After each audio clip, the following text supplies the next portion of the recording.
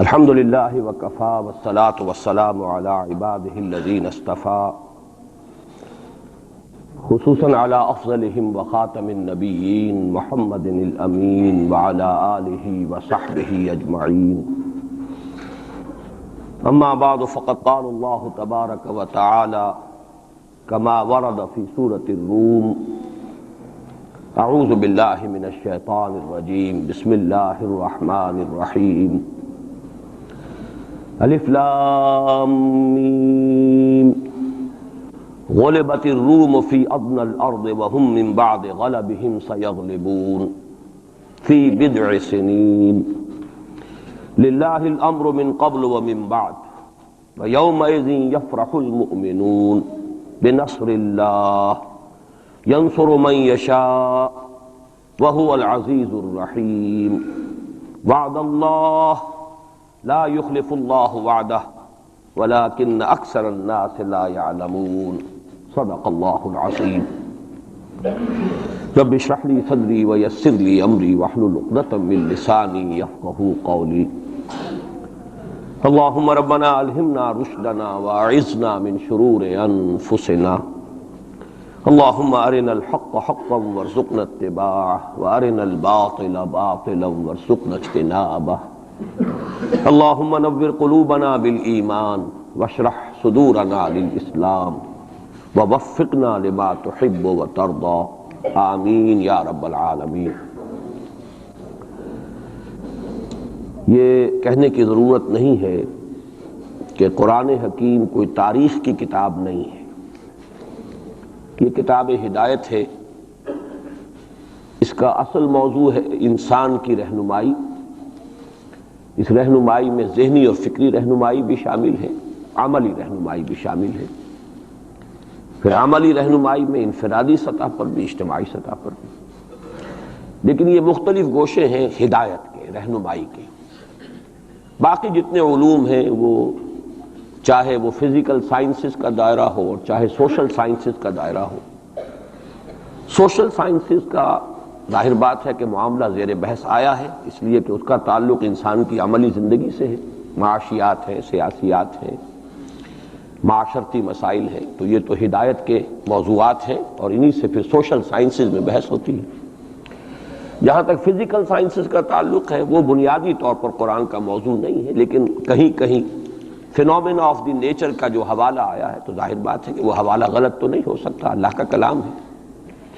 بہرحال اس وقت کہنے کی بات یہ ہے کہ قرآن مجید کتاب ہدایت ہے، یہ تاریخ کی کتاب نہیں ہے۔ یہاں تک کہ انبیاء اور رسل اور ان کی قوموں کے جو حالات قرآن میں بیان ہوئے ہیں، کہا جا سکتا ہے یہ تاریخ ہے۔ حضرت نوح علیہ السلام، حضرت ہود علیہ السلام، حضرت ابراہیم علیہ السلام، ان کے حالات و واقعات یقیناً تاریخ کا جز ہیں۔ لیکن یہ نوٹ کیجئے کہ قرآن حکیم میں ایک تو یہ کہ بہت سے انبیاء اور رسل کے واقعات کا تذکرہ بار بار آیا ہے، تکرار کے ساتھ، اعادے کے ساتھ، اگرچہ اس میں تکرار محض نہیں ہے، سیاق و سباق کا فرق ہوتا ہے کہ کس جگہ پر کیا مسئلہ زیر بحث ہے، تو مختلف جو انبیاء اور رسولوں کی تاریخ ہے ان کے بھی اس پہلو کو وہاں لے آیا جائے گا جو خاص اس سیاق و سباق سے متعلق ہو۔ لیکن دوسری بات یہ کہ وہ بھی تاریخی ترتیب کے ساتھ قرآن میں بیان نہیں ہوئے۔ اس کے لیے ہمیں تورات جو ہے وہ مدد دیتی ہے کہ تورات میں جو بھی تاریخ آئی ہے انبیاء کی وہ ایک ترتیب کے ساتھ آئی ہے، تاریخی اس کے اندر ترتیب موجود ہے۔ قرآن مجید میں وہ تاریخی ترتیب نہیں ہے۔ اس کے علاوہ جس وقت قرآن نازل ہوا، یہ اب آج سے 1400 برس سے زائد کا عرصہ ہو گیا ہے، اس لیے کہ اب 1400 برس تو حضور صلی اللہ علیہ وسلم کے انتقال پر بھی اس سے زیادہ عرصہ گزر چکا ہے، اور اس سے تقریباً 22-23 برس قبل قرآن نازل ہونا شروع ہوا۔ اس کی جو کنٹمپریری ہسٹری ہے اس دور کی، اس کا بھی ریفرنس قرآن میں نہیں ہے، سوائے ایک مقام کے جس کی میں نے یہ آیات ابھی تلاوت کی۔ تو یہ میں نے تمہید اصل میں اس اعتبار سے کہ سورہ روم، اس کی یہ ابتدائی 6 آیات جو ہیں یہ ایک استثناء ہے کہ اس میں قرآن کا جو زمانہ نزول ہے اس کا ایک تاریخی اہم واقعہ ہے جس کی طرف ریفرنس ہے، اور یہ ریفرنس ایک پیشین گوئی کی صورت میں ہے۔ تو میں ان دونوں چیزوں کی قدر وضاحت کروں گا، اور اس لیے کہ اس وقت کے جو حالات ہمارے ہیں انڈین سب کانٹیننٹ کے، بر عظیم پاک و ہند، اس میں ایک مشابہت ہے ان حالات کے ساتھ۔ میری آج کی گفتگو کا عنوان آپ کو معلوم ہے کہ بابری مسجد کی شہادت اور اب بر صغیر پاک و ہند میں اسلام اور مسلمانوں کا مستقبل کیا ہے، اس کے حوالے سے گفتگو کرنی ہے۔ میرا اب تک کا تجربہ یہ ہے کہ جب بھی میں نے کسی بھی اپنے زمانے کے حالات کے بارے میں غور کرنا شروع کیا اور مجھے تلاش ہوتی ہے کہ کہیں کوئی حوالہ، کوئی مشابہت کسی درجے میں، اس لیے کہ ایک مقام پر قرآن مجید میں آیا فیہ ذکرکم، اس میں تمہارا ذکر موجود ہے۔ اب اگرچہ اس کی تعبیرات مختلف ہیں، تمہارے حصے کا ذکر، تمہارے حصے کی نصیحت، لیکن ذکر کا ایک مفہوم وہ بھی ہے کہ تمہارا ذکر ہے۔ اور ایک حدیث نبوی میں بڑی وضاحت کے ساتھ ہے، بڑی وہ عظیم حدیث ہے، حضرت علی رضی اللہ تعالیٰ عنہ سے مروی ہے۔ قرآن مجید کی عظمت کے بیان میں سمجھتا ہوں کہ جامع ترین حدیث وہی ہے۔ حضرت علی فرماتے ہیں کہ حضور نے ارشاد فرمایا انہا ستکون فتنۃ، ان قریب ایک بہت بڑا فتنہ رونما ہوگا۔ تو حضرت علی فرماتے ہیں کہ اس پر میں نے سوال کیا، قلت مل مخرج منہا یا رسول اللہ، اے اللہ کے رسول یہ بتائیے کہ اس فتنے سے نکلنے کا راستہ کون سا ہوگا۔ یہ بہت اہم نکتہ ہے کہ یہاں حضرت علی نے یہ نہیں پوچھا، اگر ہم ہوتے تو ہم تو سقراط اور مقراط ہیں نا، تو ہمارا تو معاملہ ہوتا ہے معلومات اور علمیات سے متعلق، ہم پوچھتے کب ہوگا، کیوں ہوگا، کدھر سے ہوگا، کیا ہوگا۔ یہ سارے سوالات جو ہیں کہ وہ فتنہ کب ہوگا، کدھر سے آئے گا، کیوں آئے گا، کیسے آئے گا، کیا اس کے حالات ہوں گے، کیا تفاصیل ہوں گی، یہ سب در حقیقت صرف پہلے ہی انداز ٹھیک تھا۔ یہ ساری چیزیں جو ہیں ان کا تعلق ہے معلومات سے۔ عملی مسئلہ کیا ہوتا ہے، اس سے نکلنے کا راستہ کون سا ہوگا۔ لہٰذا حضرت علی نے یہ نہیں پوچھا فتنہ کب ہوگا، کدھر سے ہوگا، کیوں ہوگا، کیسے ہوگا، بلکہ جو عملی اعتبار سے اہم سوال تھا مل مخرج منہا یا رسول اللہ، اے اللہ کے رسول یہ بتائیے اس سے نکلنے کا راستہ کون سا ہوگا۔ مخرج آپ دیکھتے ہوں گے آج کل ہوائی جہازوں میں بھی لکھا ہوتا ہے، ایگزٹ جو ہوتا ہے، ایمرجنسی ایگزٹ، مخرج، نکلنے کا راستہ۔ تو حضور نے فرمایا کتاب اللہ، اس فتنے سے نکلنے کا راستہ اللہ کی کتاب ہے۔ فیہ نبأ ما قبلکم وخبر ما بعدکم وحکم ما بینکم۔ یہ طویل حدیث ہے، میں صرف 3 ٹکڑے اس کے سنا رہا ہوں کہ قرآن مجید کی تعریف بیان کرتے حضور نے فرمایا اس میں تم سے پہلے کے لوگوں کے حالات بھی ہیں، تمہارے بعد میں جو حالات آنے والے وہ بھی ہیں، اور تمہارے مابین جتنے بھی اختلافات پیدا ہوں گے ان سب کا فیصلہ بھی ہے۔ فیہ نبأ ما قبلکم وخبر ما بعدکم وحکم ما بینکم۔ یہ کیا ہو کر دیتے ہو، ٹھیک ٹھاک تھا معاملہ۔ تو یہ نوٹ کر لیجئے کہ اس حوالے سے میرا تجربہ یہ رہا ہے کہ جب بھی کبھی میں کسی وقتی موضوع پر غور کرتا ہوں تو مجھے کہیں نہ کہیں، آج تک ایسا نہیں ہوا ہے کہ مجھے قرآن مجید کے کسی مقام سے اس میں کوئی رہنمائی نہ ملی ہو، چاہے وہ ایک یوں کہیے کہ ضمنی انداز میں بات ہوتی ہے، جزوی ہوتی ہے، ایگزیکٹلی تو وہ حالات آج نہیں ہے، 1400 برس کا فصل ہے، لیکن یہ مقام اصل میں مجھے محسوس ہوا کہ اس کی ہماری اس وقت کی جو صورتحال ہے بر عظیم پاک و ہند کی، اس کے حوالے سے اس میں بڑی مشابہت موجود ہے۔ تو سب سے پہلے میں چاہتا ہوں کہ ان آیات کا ترجمہ اور یہ کہ اس وقت جو حالات تھے کہ جن میں یہ آیات نازل ہوئیں ان کا ایک آپ کے سامنے تصور آ جائے۔ الف لام میم، یہ تو حروف مقطعات ہیں، 4 مکی صورتوں کے شروع میں آئے ہیں، 2 مدنی صورتوں کی۔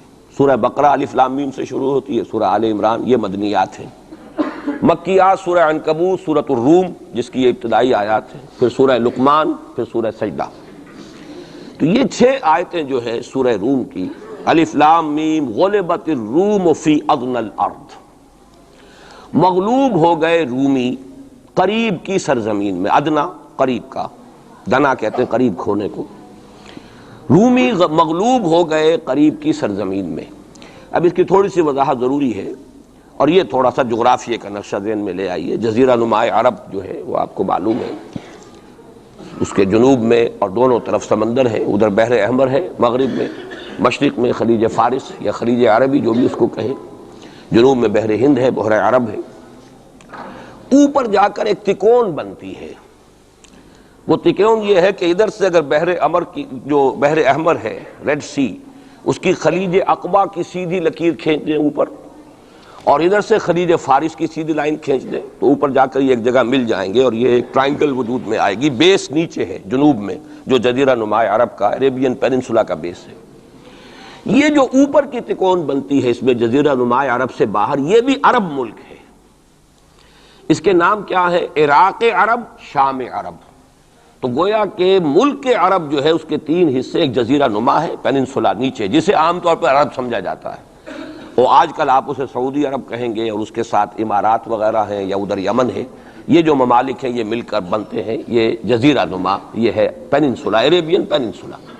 اس کے اوپر عراق عرب، یہ بھی عرب قوم ہے، عرب علاقہ ہے، عرب زبان اس کی اب شروع سے چلی آ رہی ہے. اور شام عرب، سیریا، یہ شام عرب ہے. اب اس سے داہنی طرف یا مشرق کی طرف ایران، اور شام کے مغرب کی طرف تو خیر میڈیٹرینین آ جاتا ہے، لیکن ذرا سا اوپر جائیں تو وہ ترکی ہے، روم، پرانا روم. اور آپ کو معلوم ہے کہ جب حضور کی بعثت ہوئی ہے تو اس سے پہلے کم و بیش 700-800 برس سے یہ 2 عظیم مملکتیں چلی آ رہی تھیں، سلطنت روما اور سلطنت ایران. ان دونوں کا مقابلہ رہتا تھا. یوں سمجھئے کہ تاریخ جھولا جھولتی تھی، کبھی ایرانی آگے بڑھتے تھے یہ مکے شہر میں، اور شمال میں یہ جو کشمکش تھی تاریخ جھولا جھول رہی تھی. اس میں ایسا ہوا ہے کہ سن 614 میں ایک بڑی ہی زبردست شکست دی ہے رومیوں نے ایرانیوں کو. یہ تاریخ کی بدترین شکستوں میں سے ہے جو رومیوں کے ہاتھوں، جو رومیوں کی ہوئی ہے ایرانیوں کے ہاتھوں. اب ایرانی چونکہ تھے آتش پرست مشرک تھے، اور یہ تھے حضرت عیسیٰ کے نام لیوا، ان کی کچھ نہ کچھ مناسبت مسلمانوں سے جڑتی تھی، اس لیے کہ حضور صلی اللہ علیہ وسلم حضرت عیسیٰ علیہ السلام کے ماننے والے، انہیں اللہ کا پیغمبر ماننے والے.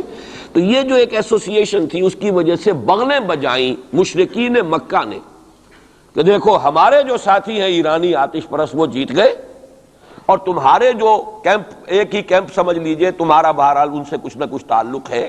تو حضرت مسیح کے ماننے والے اور تورات کے ماننے والے وہ شکست کھا گئے. اور شکست بھی ایسی تھی کہ یروشلم سے یہ نکلے ہیں، بھاگے ہیں رومی.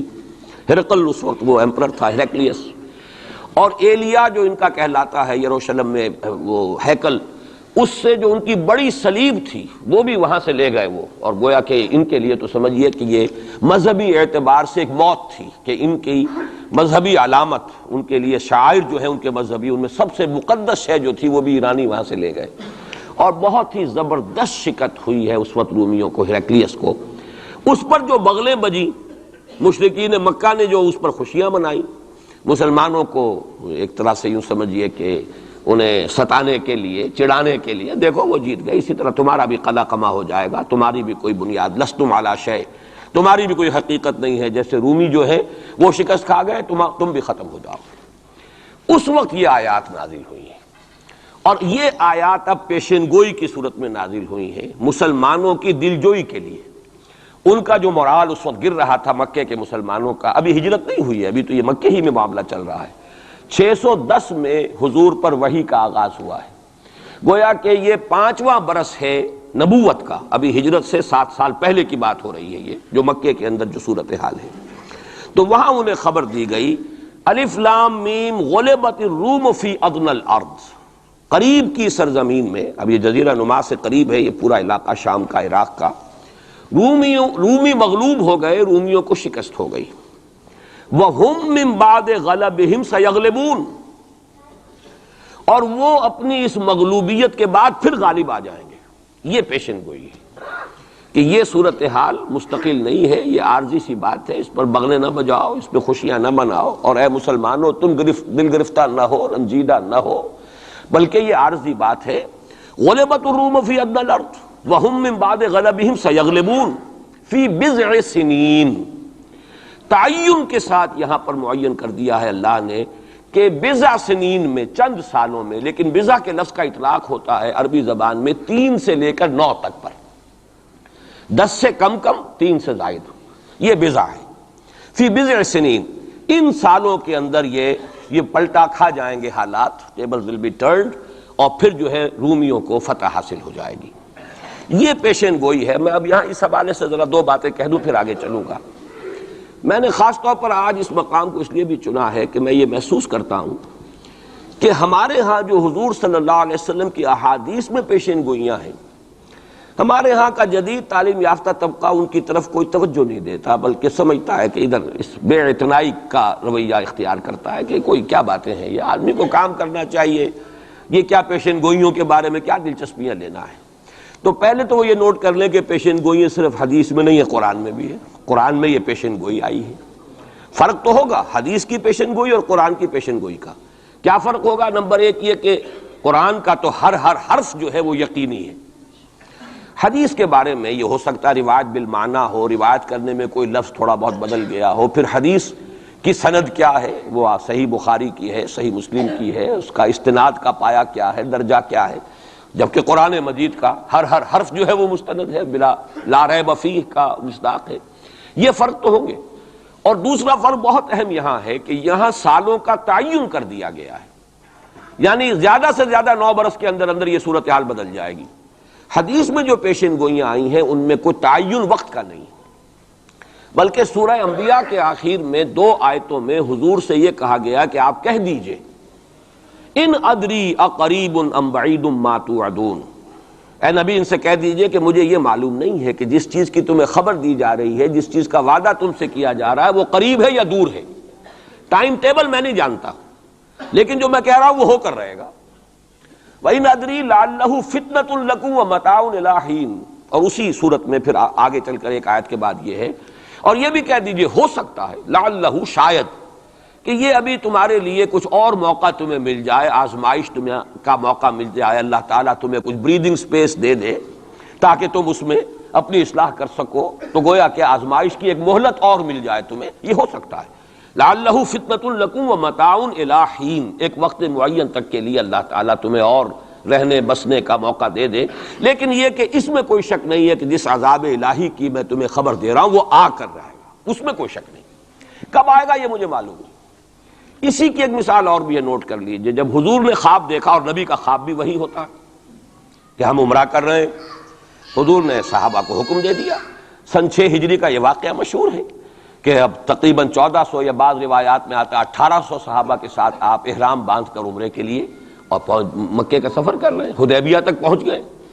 اب وہاں جو صورتحال پیش آئی، مکے والے اڑ گئے، کسی قیمت پر ہم نہیں کرنے دیں گے، گویا کہ خون کی ندیاں بہہ جائیں گی۔ تو وہاں کی صورتحال کو دیکھ کر مصالحت کی حضور نے، صلح کی، صلح حدیبیہ مشہور صلح حدیبیہ بہت ہی اہم ہے، تاریخ کا، سیرت النبی کا بہت اہم واقعہ ہے۔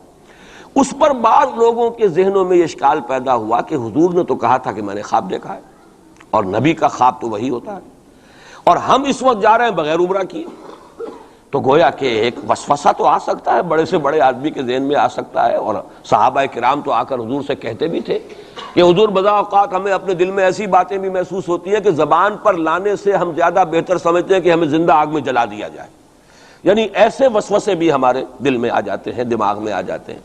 تو حضور نے فرمایا کیا واقعی تم ایسا محسوس کرتے ہو کہ اس بات کو زبان پر لانے سے بہتر ہے کہ ہمیں زندہ جلا دیا جائے؟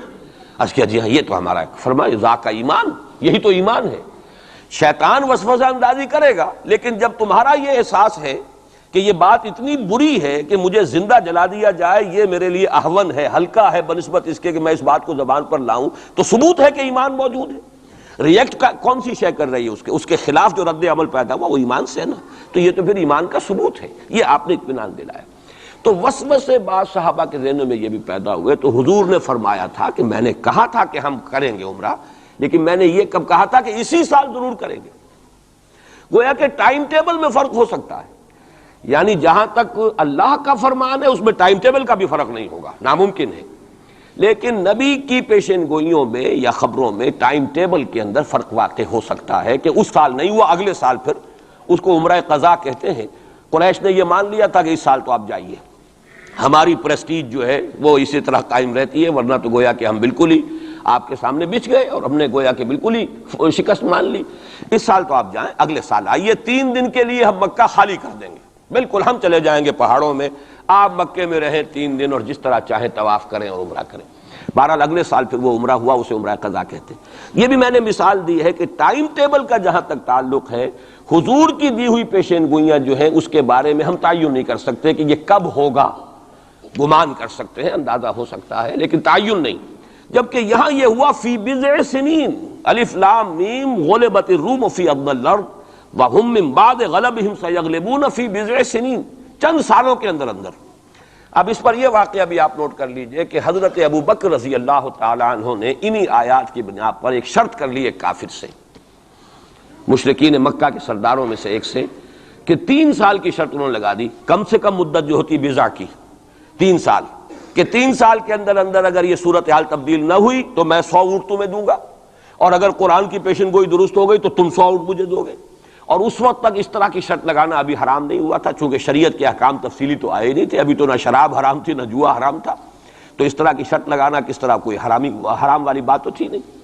لیکن حضور نے فرمایا کہ نہیں ابو بکر، یہ تم نے غلطی کی، جب بضع کا اطلاق 3 سے 9 تک پر ہوتا ہے تو تم 9 سال کی کرو، تم اونٹوں کی مقدار بڑھا دو، لیکن کہو کہ یہ 9 سال کی مدت جو ہے اس کے اندر اندر یہ معاملہ ہوگا، اس لیے کہ بضع قرآن مجید کا لفظ جو ہے وہ عربی زبان میں کم سے کم اقل مدت 3 برس ہے، لیکن یہ کہ اس کی اکثر مدت 9 برس ہے۔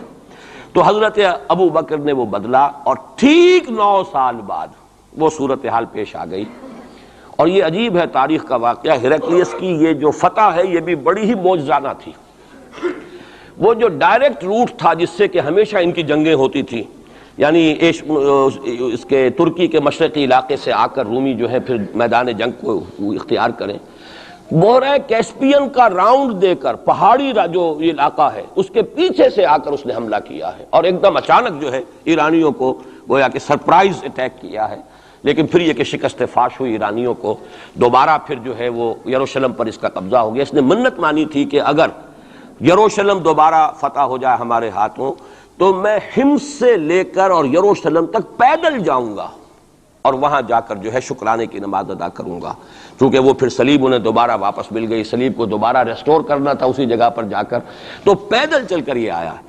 اور تاریخ میں نوٹ کر لیجئے جب یہ پیدل چل کر آیا تھا اسی وقت، اب زمانہ کافی گزر چکا تھا، تو پھر جو حضور کا نامہ مبارک گیا ہے سن 7 ہجری میں، یہ وہ زمانہ ہے جب کہ یروشلم وہ آیا ہوا تھا، اور اس وقت پھر ابو سفیان کو بلا کر، اس وقت تک وہ ایمان نہیں لائے تھے، حضور کے نامہ مبارک پر پھر ہرقلیس نے پھر سوال جواب کیے اور معلومات حاصل کی، کون شخص ہے، کیسا ہے، حسب نسب کیسا ہے، اس کا کردار کیسا رہا ہے، کون لوگ اس پر ایمان لا رہے ہیں، جو ایمان لاتے ہیں ان میں سے کوئی واپس بھی جاتا ہے کہ نہیں جاتا، کوئی مرتد بھی ہوتا ہے۔ بڑا ذہین انسان تھا، بڑا عالم و فاضل انسان تھا، پہچان چکا تھا کہ یہ وہی نبی ہیں جن کا ہم انتظار کر رہے ہیں۔ لیکن وہ یہ چاہتا تھا کہ جیسے قسطنطین نے اس وقت یہ کیا تھا کہ وہ جب اس نے مذہب بدلا ہے، عیسائیت اختیار کی، تو پوری مملکت جو ہے عیسائی ہو گئی، تو نظام انٹیکٹ رہا، وہی ان کا بادشاہت کا نظام قائم رہا۔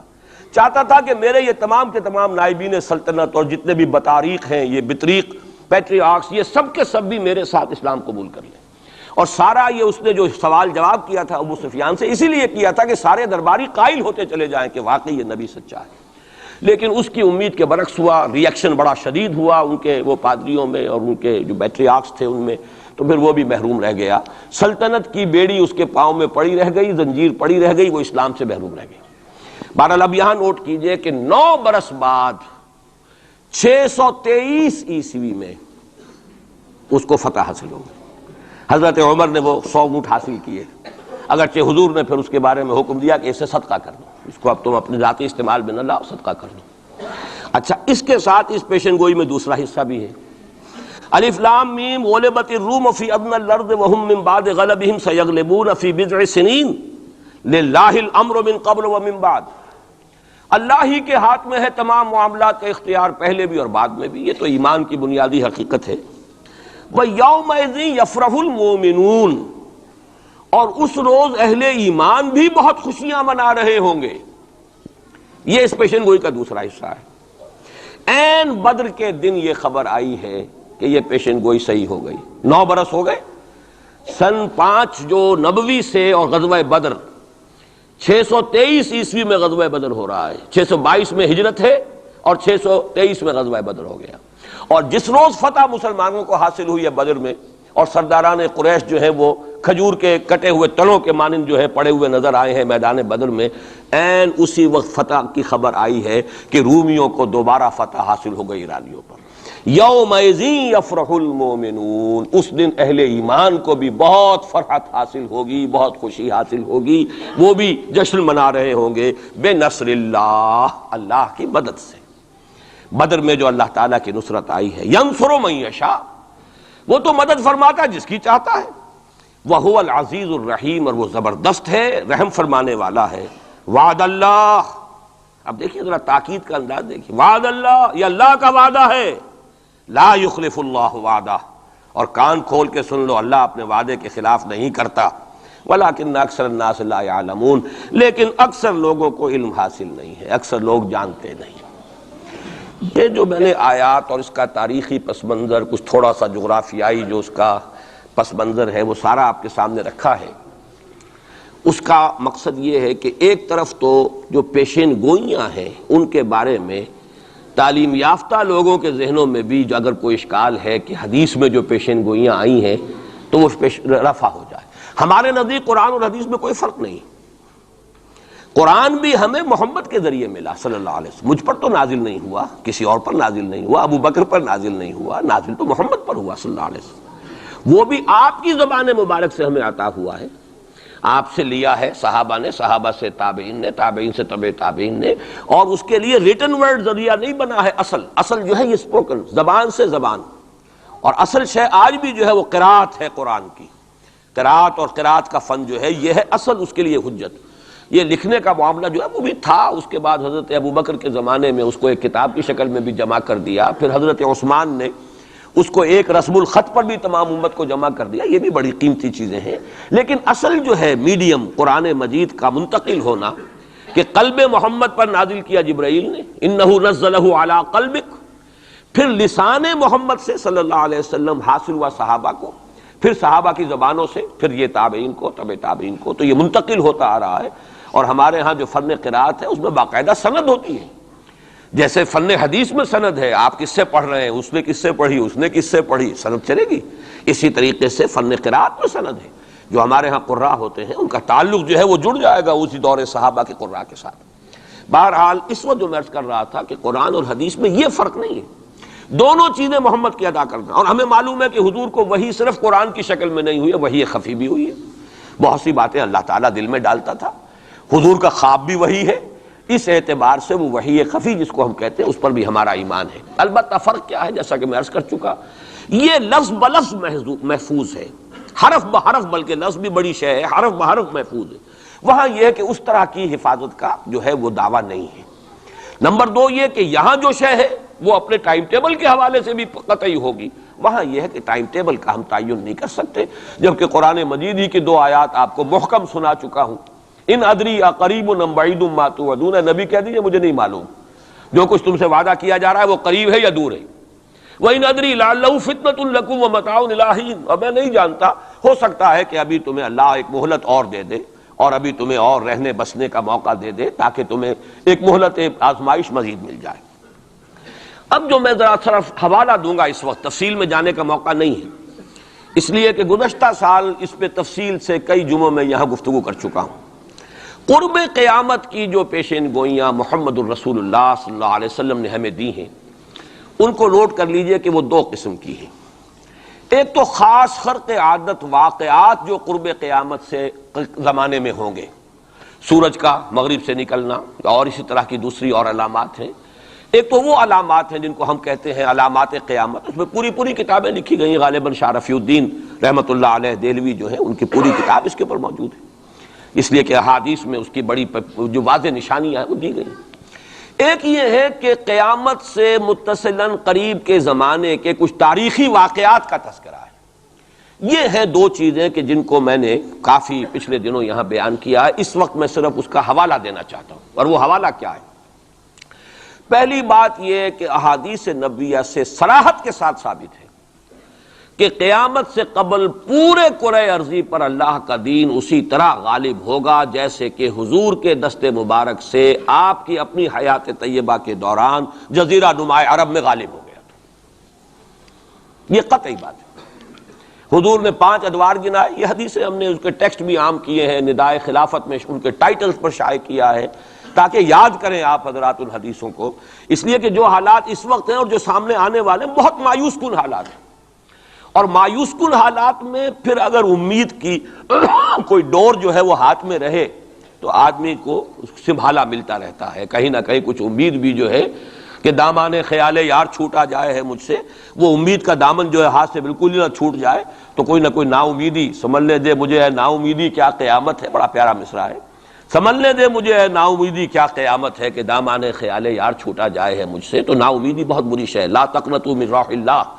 اس اعتبار سے جو حالات امیڈیٹلی اس وقت سامنے ہیں اور جو آ رہے ہیں وہ نہایت مایوس کن، نہایت تکلیف دہ، ان میں ضرورت ہے کہ یہ جو ہمارے لیے کچھ امید افزا خبریں اور پیشن گوئیاں ہیں ان کو بڑے پیمانے پر عام کیا جائے، تاکہ لوگ جو ہیں اس کے حوالے سے اپنے حوصلوں کو، اپنے امنگوں کو، ولولوں کو کچھ برقرار رکھ سکیں اور ان میں کچھ کام کرنے کا جذبہ، اس لیے کہ ایسے لوگ کم ہوتے ہیں اور اللہ تعالیٰ سے دعا کرتا ہوں کہ اللہ تعالیٰ مجھے ان میں شامل کر دے، آپ کو بھی شامل کرے۔ ایک ایسے لوگ ہوتے ہیں کم کہ جو بالکل حالات سے اپنا تعلق منقطع کر کے، مائنس ہے یا پلس ہے اور پازیٹیو ہے یا نیگیٹو ہے، اس سے بالکل منقطع کر کے اپنے احساس فرض کے تحت کام کرے، میرا تو فرض ہے مجھے کرنا ہے، بات ختم ہو گئی۔ کیا حالات ہیں، کیا امیدیں ہیں، کیا کیلکولیشنز ہیں، کیلکولیٹنگ مائنڈ سے انہیں کوئی سروکار نہیں ہوتا، ہمیں اس سے بحث نہیں، کوئی نتیجہ نکل رہا ہے یا نہیں نکل رہا یا نکل سکتا ہے یا نہیں نکل سکتا، کوئی امید ہے یا نہیں ہے۔ حضرت نوح علیہ السلام 950 برس تک دعوت دیے چلے جا رہے ہیں، کون سی امید تھی؟ آخری وقت تک کوئی امید بر نہیں آئی، کوئی امید تھی نہیں، 950 برس کوئی تصور ہم نہیں کر سکتے دعوت دے رہے، اس لیے کہ فرض ہے، آپ کے ذمے ہے، آپ کو تو پہنچانا ہے۔ یا ایھا الرسول بلغ ما انزل الیک من ربک فإن لم تفعل فما بلغت رسالہ، اے رسول پہنچاتے رہو جو کچھ کے نازل کیا جا رہا ہے تم پر تمہارے رب کی طرف سے، تمہیں تو کرنا ہے، نتیجہ نکلے نہ نکلے، کو مانے نہ مانے، حالات بہتر ہوں یا اور بدتر ہو، اس سے بالکل لا تعلق۔ اس کو ہندی فلسفے میں ڈیٹیچمنٹ کہتے ہیں، اپنے آپ کو ایکشن جو ہے، ایکشن آدمی کر رہا ہے اپنے فرض کے تحت، اپنے آپ کو ڈیٹیچ کر لیجئے اس کے نتیجے سے، نتیجہ کو اچھا بھی نکلے تو خوشی بھی نہیں ہونی چاہیے، نتیجہ اگر کوئی برا نکلا تو افسوس بھی نہیں ہونا، یہ کوئی انتہا ہے، تھیوریٹیکل بات ہے۔ انسانی سطح پر تو یہی ہوگا کہ اچھا نتیجہ نکل رہا ہے تو کچھ نہ کچھ خوشی ہوتی ہے، فرحت ہوتی ہے، اطمینان ہوتا ہے، اور اگر کچھ دوسری صورت ہے تو پھر کچھ نہ کچھ رنج ہوتا ہے، افسوس ہوتا ہے۔ قرآن خود کہتا ہے فَلَعَلَّكَ بَاخِعٌ نَفْسَكَ أَلَّا يَكُونُوا مُؤْمِنِينَ، اے نبی کیا آپ اپنے آپ کو صدمے سے ہلاک کر لیں گے کہ یہ ایمان نہیں لا رہے؟ تو یہ صدمہ ہونا، رنج ہونا، دکھ ہونا، افسوس ہونا، یہ اپنی جگہ پر ہے۔ یا اگر کہیں کوئی کامیابی ہو جائے، حضرت عمر کے ایمان لانے کی خبر آئی تو حضور نے بھی نعرہ تکبیر بلند کیا، اب یہ ایک فوری تاثر ہے، ہونا چاہیے۔ آپ کو کسی چونٹی نے کاٹا ہے کہیں سے تو فوراً ہاتھ آپ کا جو ہے وہ جنبش کھائے گا، یہ ریفلیکس ایکشن ہے، یہ ہوگا۔ لیکن ہندو فلسفی میں تو یہاں تک ہے کہ ڈیٹیچ کر لو اپنے آپ کو اس درجے کہ آپ کا اپنے ایکشن کے ساتھ، action for the sake of action, یا یوں کہیے کہ وہ اپنے مقصد کے تحت جو ہے آپ کام کر رہے ہیں، باقی یہ کہ کیا نتیجہ نکلتا ہے نہیں نکلتا ہے، امید افزا ہے یا مایوس کو بالکل چھوڑ دیجیے۔ بہرحال اس کی ضرورت ہے، لیکن ایسے لوگ جیسا کہ میں نے عرض کیا ہوتے کم، اکثریت لوگوں کی ایسی ہوگی کہ جو کچھ نظر آتا ہو تو کچھ کام کرتے ہیں، کچھ حوصلہ بڑھتا ہے، پھر کچھ اور ہمت جو ہے بنتی ہے۔ اس حوالے سے میں کہتا ہوں کہ چونکہ جو موجودہ حالات ہیں اور مستقبل قریب میں جو حالات آ رہے ہیں وہ سخت مایوس کن ہیں، انہی کا بعد میں تذکرہ کروں گا۔ لیکن اس وقت جو ہے اگر ہم ان حدیثوں کو سامنے رکھیں گے کہ پہلی بات یہ کہ اس دنیا پر پورے کرۂ ارضی پر دین کا غلبہ ہو کر رہے گا، دین حق اسی طرح نافذ ہوگا جیسے کہ حضور کے ہاتھوں نافذ ہوا ہے جزیرہ نما عرب۔ اور یہ جو گلوبل ڈومینیشن ہے اسلام کی، یہ ایک تو اس سے بھی ثابت ہے کہ 3 مرتبہ قرآن میں فرمایا گیا هو الذی ارسل رسولہ بالہدی ودین الحق لیظہرہ علی الدین کلہ۔ حضور کا مقصد بعثت ایکسکلوسیو شان ہے، یہ صرف آپ کی ہے، کسی اور نبی اور رسول کی نہیں ہے، کہ قرآن کہتا ہے غلبہ دین کے لیے بھیجا ہم نے، صرف تبلیغ کے لیے نہیں بھیجا۔ باقی تمام انبیاء صرف تبلیغ کے لیے آئے، تبلیغ، تذکیر، تبشیر، تذکیر، نصیحت، جو بھی کہیں، تعلیم، تزکیہ، لیکن غلبہ دین کا لفظ صرف محمد الرسول اللہ صلی اللہ علیہ وسلم کے بارے میں آیا اور 3 مرتبہ آیا، کسی اور نبی کے لیے 1 مرتبہ بھی نہیں آیا۔ اور دوسری بات یہ بھی قرآن کے محکمات میں سے ہے کہ وَمَا أَرْسَلْنَاكَ إِلَّا كَافَّةً لِلنَّاسِ بَشِيرًا وَنَذِيرًا، ہم نے نہیں بھیجا ہے محمد آپ کو مگر تمام نوع انسانی کے لیے، پوری نوع انسانی کی۔ گویا کہ پورے عالم انسانیت پر غلبہ دین ہوگا تو بعثت محمدی کی تکمیل ہوگی. پورے عالم جب بھیجا گیا پورے عالم انسانی کے لیے، اس اعتبار سے بھی صغرا کبرا جوڑیے تو اس کا نتیجہ نکلتا ہے. باقی یہ کہ حضور نے وضاحت کے ساتھ وہ احادیث جو ہیں جیسے میں نے عرض کیا، میں نے بارہا آپ کو سنائی ہیں. حضور نے 5 دور گنوائے ہیں: دور نبوت، دور خلافت علی منہاج النبوہ، حدیث کا ٹیکسٹ میں بیان نہیں کر رہا وقت کی کمی کی وجہ سے. پھر دور ایسی ملوکیت کا جو کٹ کھنی ہوگی، ظالم، کاٹ کھانے والی. پھر دور ایسی ملوکیت کا جو جبری ہوگی.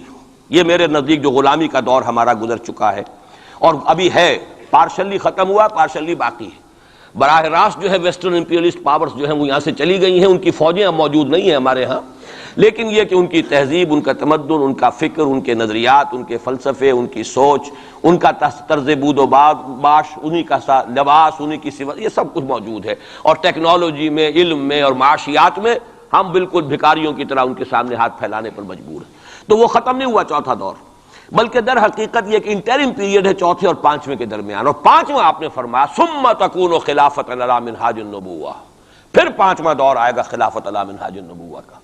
اور اس وقت گویا کہ پوری جو یہ عالم انسانیت ہے یہ اس چوتھے اور 5ویں دور کے درمیان میں ہے. یہ ایک درمیان کا عرصہ ہے، نو مینز لینڈ کہہ لیجئے اس کو، یا یہ کہ برزخی یہ دور ہے. وہ جو دور تھا امپیریلزم کا، مغربی امپیریلزم، غیر مسلموں کی ہم پر حکومت، ملکن جبرین، اور وہ خلافت علی منہاج النبوہ. پھر وہ 2 حدیثیں حضرت ثوبان رضی اللہ تعالی عنہ سے جو کہ مسلم شریف میں مروی ہے کہ مجھے اللہ تعالیٰ نے ساری زمین سکیڑ کر دکھا دی، یہاں تک کہ میں نے اس کے سارے مشرق دیکھ لیے، سارے مغرب دیکھ لیے. وَإِنَّ أُمَّتِي سَيَبْلُغُ مُلْكُهَا مَا زُوِيَ لِي مِنْهَا، اور سن لو کہ میری امت کی حکومت ان تمام علاقوں پر قائم ہو کر رہے گی جو مجھے سکیڑ کر دکھا دیے گئے. اب اس کے بعد مجھے تو کوئی شک ہے نہیں، صحیح ہے میں سے ہے روایت، صحیح مسلم. بعض حضرات کے نزدیک تو صحیح مسلم کا درجہ صحیح بخاری سے بھی بلند ہے، لیکن یہ کہ اکثر و بیشتر جو ہے ٹاپ پر صحیح ہیں جنہیں ہم کہتے ہیں صحیح بخاری، صحیح مسلم، یہ حدیث کے مجموعے میں سب سے اوپر ہے. اچھا، دوسری حدیث حضرت مقداد ابن اسود سے، لا يبقى على الارض بیت وبر ولا مدر الا ادخل اللہ فیہ کلمۃ الاسلام. اللہ تعالیٰ اس روح ارضی پر ایک گھر نہیں چھوڑے گا، نہ اینٹ گارے کا بنا ہوا گھر، نہ کوئی کمبلوں کا بنا ہوا خیمہ جس میں اسلام کو داخل نہ کر دیں. البتہ اسلام کا داخلہ 2 طریقوں سے ہوگا، بعز عزیز اور ذل ذلیل. یا تو گھر والا اور خیمے والا اسلام قبول کر لے گا تو اسلام کے اعزاز کے ساتھ اس کا بھی اعزاز ہو گیا. وَلِلَّهِ الْعِزَّةُ وَلِرَسُولِهِ وَلِلْمُؤْمِنِينَ، عزت تو ہے اللہ کے لیے، اس کے رسول کے لیے، اہل ایمان کے لیے. گھر والا بھی اس کا اعزاز ہوا، اس کے گھر میں اسلام داخل ہوا اس کے اعزاز کے ساتھ. اگر نہیں قبول کرے گا تو نیچے ہو کر رہنا پڑے گا. یؤتُ الْجِزْیَۃَ عَنْ یَدٍ وَهُمْ صَاغِرُونَ، چھوٹے ہو کر جزیہ پیش کرنا ہوگا. تو گویا کہ اسلام تو اس کے گھر میں بھی داخل ہو گیا، لیکن وہ بدبخت اعزاز اسلام سے خود محروم رہا. لیکن غلبہ تو ہو گیا نا.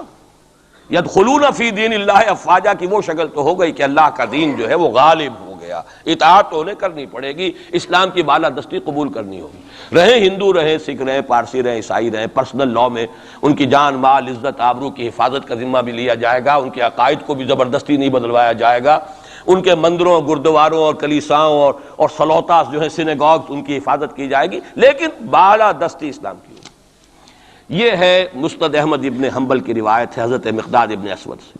تو پہلی بات تو یہ ہے کہ یہ یقین، کم سے کم مجھے تو اس کا یقین حاصل ہے الحمدللہ، اور میں چاہتا ہوں کہ ہر شخص، ہر مسلمان کے دل میں یقین پیدا ہو. لیکن اس سے پہلے ایک اور دور ہے. وہ دور ہے کہ جس کو ہمارے اس زمانے میں آ کر 2 طبقوں نے اس کے بارے میں اتنی غلط فہمیاں پیدا کی ہیں، اور اکثر ہمارے پڑھے لکھے بزوں میں خیش راسخ العقیدہ مسلمانوں کے اندر بھی دلوں میں نقب لگی ہوئی ہے. سمجھتے ہیں کہ ہم تو قادیانی نہیں ہیں، سمجھتے ہیں کہ ہم تو منکر حدیث نہیں ہیں، لیکن ان حدیثوں پر ان کا یقین نہیں ہے. حالانکہ یہ بخاری شریف کی روایات ہیں، حالانکہ یہ مسلم شریف کی روایات ہیں کہ اس سے پہلے ایک دور آنا ہے، مسلمانوں پر سخت عذاب کا دور آنا ہے. اور یہ عذاب جو ہے شدید ترین عذاب، اس کی جو سب سے اہم شخصیت ہے المسیح الدجال، یہودیوں کے ہاتھوں آئے گا. اور یہودیوں میں ایک شخص پیدا ہوگا، کھڑا ہوگا، جو مسیح ہونے کا دعویٰ کرے گا. المسیح الدجال، دجال کہتے ہیں فریبی کو، دجل فریب کو کہتے ہیں. جو فریب سے اپنے آپ کو مسیح کہلوائے گا کہ میں مسیح ہوں. اس کی وجہ کیا ہے کہ یہودیوں کے ہاں یہ روایت موجود تھی کہ ہمارا ایک سیویئر آئے گا، ہمارا ایک نجات دہندہ آئے گا جو ہمیں پھر دنیا کے اندر غلبہ دلوائے گا اور ہماری جو پرومسڈ لینڈ ہے وہ پوری کی پوری ہمیں دلوا دے گا. وہ جو گریٹر اسرائیل کا نقشہ انہوں نے بنا رکھا ہے، یہ ان کے پرومسڈ لینڈ ہے، خوابوں کی سرزمین ہے. اچھا وہ تو حضرت مسیح آئے تھے علیہ الصلوۃ والسلام، وہ تو آ گئے، انہوں نے مانا نہیں. جب مانا نہیں، انہیں تو مرتد قرار دیا، جادوگر قرار دیا، بازیگر قرار دیا، واجب القتل قرار دیا، اور اپنے بس پڑتے تو سولی پر چڑھائی دیا. وہ تو اللہ نے جو کیا وہ ایک علیحدہ مسئلہ ہے. اب وہ جگہ تو خالی ہے جو آپ کہتے ہیں نا کہ کوئی ویکینسی ہے موجود، پوزیشن از ویکنٹ. ابھی وہ منتظر ہیں ایک مسیحا کے کہ ہمارا اصل مسیح آنے والا ہے. وہ ان کا کوئی لیڈر کھڑا ہوگا جو اس دعوے کے ساتھ کھڑا ہوگا کہ اب میں اس مہم کو شروع کرتا ہوں کہ جس سے وہ جو گریٹر اسرائیل ہے، پوری عظیم تر اسرائیل وجود میں لاؤں گا. دیر کیا لگتی ہے؟ کوئی وزیر اعظم جو بھی ہو اسرائیل کا کھڑا ہو جائے ڈٹ کر کہ ٹھیک ہے وی ڈکلیئر وار، اور ہم تو یہ علاقے اب لے کر رہیں گے. جس کو کہ اس نے بھی کہا ہے، یہ جو اس وقت ہے ریبین جو ہے، اس کے بارے میں خیال یہ ہوا تھا کہ جب یہ وزیر اعظم بنا اسرائیل کا کہ یہ بڑا ماڈریٹ ہے، بہت ایسا ہے ویسا ہے، اور اس نے وہ امریکن سے اپنا وہ 10 بلین کا جو لون لینا چاہتے تھے اس کو اوکے کرانے کے لیے کچھ دنوں کے لیے نئی سیٹلمنٹس کی تعمیر کا کام بھی سسپینڈ کر دیا. تو بڑی امیدیں ہو گئیں، چلو جی ایک پروسیس آف جو پیس ٹاکس شروع ہو جائیں اور یہ ہو جائے. لیکن سب ثابت ہو چکا ہے. اسی زمانے میں وہ گیا اپنے فوجی ہیڈ کوارٹر میں، اور جا کر وہاں پہ اپنے فوجی آفیسرز کی وہ جو اب لوگوں میں تشویش ہو گئی ہوگی کہ ہم کس خواب کو دیکھ رہے ہیں اور یہ شخص کدھر چلنے لگ گیا ہے، تو جا کر کہا اور رپورٹ ہوئی ہے خبر. اس نے کہا یہ نہ سمجھو کہ گریٹر اسرائیل کو میں نے چھوڑ دیا ہے، اس کا نقشہ تو میرے دل پر کندہ ہے اور میں منتظر ہوں وہ وقت آئے کہ ہم وہ گریٹر اسرائیل قائم کریں. کوئی شخص کھڑا ہو جائے گا، اس کے لیے وہ ڈکلیئر کر دے گا، کوئی شکلیں اور کوئی سچویشن ہو سکتی ہے. اور اس اعتبار سے نوٹ کیجئے کہ یہ بابری مسجد کی شہادت کے بارے میں یہ صحیح بات کہی جا رہی ہے کہ یہ در حقیقت ایک فیلر ہے ہنود اور یہود کے جو گٹھ جوڑ ہے. یہ میں آپ کو پہلے بتا چکا ہوں کہ یہ جو وہاں کا ہندو فنڈامنٹلسٹ ہے ہندوستان کا، باقاعدہ وفد گئے اسپین یہ معلوم کرنے کے لیے کہ اسپین میں مسلمانوں کو جو ایکسٹرمینیٹ کیا تھا کس طریقے سے کیا تھا. باقاعدہ یہ تو ریسرچ کرتے ہیں، محنتیں کرتے ہیں اور بہت ہی مستقل مزاجی کے ساتھ کام کرتے ہیں. انہوں نے تو باقاعدہ اس کا بھی جائزہ لیا ہوا ہے. پھر اسرائیل کے ساتھ جو ہم کے کانٹیکٹ ہو رہے ہیں، اور ابھی جو اسرائیل کا وزیر اعظم وہاں پہ آنے والا تھا، وہ وزیر خارجہ غالباً کسی وجہ سے ابھی جو صورت ہو گئی ہے اس کو ملتوی کیا ہے. تو یہ در حقیقت یہ دیکھنا ہے کہ مسلمانوں کے اندر جان ہے تو کتنی. یہ فیلرز پھینکے جایا کرتے ہیں، اندازہ ہو جائے کتنا ری ایکشن ہے. وہ ری ایکشن جتنا کچھ تھا ہو لیا. اور ہمارا ری ایکشن ہونا کیا ہے؟ اس سے پہلے جب مسجد اقصیٰ کے ساتھ جو بھی بے حرمتی ہوئی اور جب یروشلم گیا ہے، کتنا کوئی رونا پیٹنا ایک دفعہ تو پورے عالم اسلام میں ہو گیا تھا. اب کہاں ہے وہ رونا پیٹنا؟ اب تو ریکنسائل کیے بیٹھے. اب تو وہی عرب ممالک ایک ٹیبل پر جا کر میڈرڈ میں تو بیٹھ آئے نا آخر اسرائیل کے ساتھ، اور اب مسلسل گفتگویں واشنگٹن میں جو ہے، ایک پہلا round, second round, third round, کبھی تو اس کے ساتھ ایک میز پر بیٹھنا گوارا نہیں تھا، اس کو ریکگنائز کرنے کا کوئی سوال نہیں تھا. اب اس کی باتیں بھی ہو رہی. تو معلوم ہوتا ہے کہ یہ سارے جو ہیں حالات، یہ کوئی ایسی باتیں نہیں ہیں کوئی فیری ٹیلز ہوں، یہ کوئی پریوں کی کہانیاں ہوں جو آنے والی ہیں کیسے ہم مان لیں. یہ صحیح عقیدہ اسلامی ہے. از روئے احادیث حضرت مسیح علیہ السلام زندہ آسمان پر اٹھائے گئے، اور وہی حضرت مسیح علیہ السلام دوبارہ آئیں گے، اور یہودیوں کا آخری قلع قمع انہی کے ہاتھوں ہوگا. اور یہ در حقیقت قرآن مجید کا جو فلسفہ ہے انبیاء اور رسل کے بارے میں، اس کے عین مطابق ہے. جس قوم کی طرف کوئی رسول بھیج دیا جاتا تھا، وہ قوم جب رد کر دیتی تھی رسول کی دعوت کو، اتمام حجت کر دیا رسول نے، 950 برس تک دعوت دی، قوم نے رد کر دیا.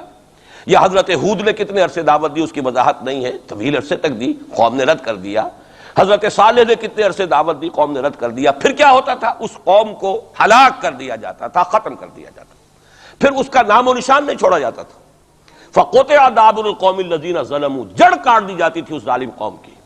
لا یرا الا مساکنہم، اب ان کے صرف مسکن نظر آتے تھے، وہ رہنے والے نظر نہیں آتے تھے. چلے جائیے قرطبہ میں دیکھ لیجئے اور غرناطہ میں جا کر محل دیکھ لیجئے الحمرا، لیکن جو لوگ یہاں کبھی آباد تھے ان کا نام و نشان بھی نہیں ہے. یہ تو اب جو آثار قدیمہ ہیں، سیریں کر لیجئے جا کر. مسجد قرطبہ بھی ہے، سیر کر لیجئے، وہ تو اقبال کو تو خیر کوئی اجازت بھی مل گئی تھی نماز پڑھنے کی خاص کوئی، ورنہ وہاں پر تو اس کا بھی امکان نہیں ہے، اس کے ہارٹ میں جو ہے وہ چیپل موجود ہے، چرچ موجود ہے۔ بہرحال یہ سارے جو معاملات ہیں جان لیجئے اچھی طریقے سے کہ یہ واقعات جن کی خبریں دی گئی ہیں یہ بالکل اس کے مطابق حالات کا جو ہے نقشہ بیٹھتا چلا جا رہا ہے۔ کوئی یہودی لیڈر کھڑا ہوگا اور وہ مسیح کا دعویٰ کرے گا، میں ہوں مسیح، چاہے وہ خود بھی جانتا ہو کہ میں جھوٹ بول رہا ہوں اور جانتا ہوگا کہ جھوٹ بول رہا ہوں، لیکن یہ کہ تمام یہودیوں کو جمع کرنے کے لیے لازم ہوگا کہ وہ دعویٰ کرے۔ اس لیے کہ اب بھی موجود ہے، جو لوگ جانتے ہیں یہودیوں کو، یہودی اب بھی سپلٹ ہیں، ان میں جو زیادہ مذہبی طبقہ ہے وہ زائنسٹ نہیں ہے بلکہ وہ ان سے اختلاف کرتا ہے۔ زائنزم کی اپنی ایک تحریک تھی، وہ یوں سمجھیے کہ ایک ریشسٹ نیشنلسٹ موومنٹ ہے، وہ ایک نسلی قومیت کے اوپر چلنے والی جو ہے وہ ایک قوم پرستانہ جو ہے تحریک ہے۔ جو مذہبی طبقہ ہے، جو یہودی داڑیاں رکھتے ہیں اور جو لمبے لمبے بال رکھتے ہیں اور کالی ٹوپیاں پہنتے ہیں اور لمبی شیروانیوں ٹائپ جو ہے ان کے لانگ کوٹس ہوتے ہیں، اور یہ وہاں مینہٹن میں بڑے نظر آتے ہیں گھومتے ہوئے اور بہت سرمایہ دار ہیں، اسی لیے نیو یارک کو جو یارک کہا جاتا ہے، وہ یہودی جو ہے وہ ان میں بڑا طبقہ بھی موجود ہے کہ جو اس زائنزم کو اور اسرائیل کو تسلیم نہیں کر رہا۔ تو ظاہر بات ہے کہ ان کے لیے ضرورت ہوگی کہ کوئی مذہبی اپیل آئے، منتظر تو وہ بھی ہے مسیح کے، اب آنا تو نہیں ہے، وہ مسیح جو آئے گا وہ تو آئے گا ان کی ہلاکت کے لیے، اس سے پہلے کوئی کھڑا ہوگا اور اس کو پھر یہ مذہبی یہودی بھی مان لیں گے۔ نتیجہ یہ ہوگا کہ جو بھی پوری دنیا کا یہودی ہے وہ اس ایک علاقے میں آ جائے گا اور وہ اپنے اس گریٹر اسرائیل کے لیے پھر جو وہاں پر جنگ کی بھٹی دہکے گی۔ یہ کتاب الملاحم، اکثر جو حدیث کی کتابیں ان کے آخر میں آ کے کتاب الملاحم کا باب ہے علیحدہ علیحدہ، جس میں کہ اس دور کی خبروں کا جو ہے حضور نے پوری پیشن گوئیاں کی ہیں کہ یہ کچھ ہونا ہے۔ جہاں تک المسیح الدجال کا تعلق ہے اس کے بارے میں تو الفاظ یہ ہیں کہ کوئی نبی اللہ کا ایسا نہیں گزرا کہ جس نے مسیح الدجال کے فتنے سے خود پناہ طلب نہ کی ہو اللہ کی۔ خود حضور کی جو دعائیں ہیں معصورہ، اس میں ہے وَأَعُوذُ بِكَ مِن فِتْنَةِ الْمَسِيحِ الدَّجَّالِ، اے اللہ میں تیری پناہ طلب کرتا ہوں فتنت مسیح الدجال سے۔ وہ فتنہ اب سر پر آیا ہوا ہے، یہ چند سالوں کی بات ہے، اور اکثر و بیشتر کچھ اور حوالوں سے بھی، وہ نوسٹروڈیمس کے حوالے سے ہو یا کسی اور کے حوالے سے ہو، پیشین گوئیاں وغیرہ، دنیا میں اس وقت پوری اس فضا کے اندر جو مذہبی فضا ہے یورپ کی، وہ بھی بہت پریگننٹ ہے اس حوالے سے کہ یہ پیشین گوئیاں اور اس طرح کی خبریں اور اس طرح کی آمد۔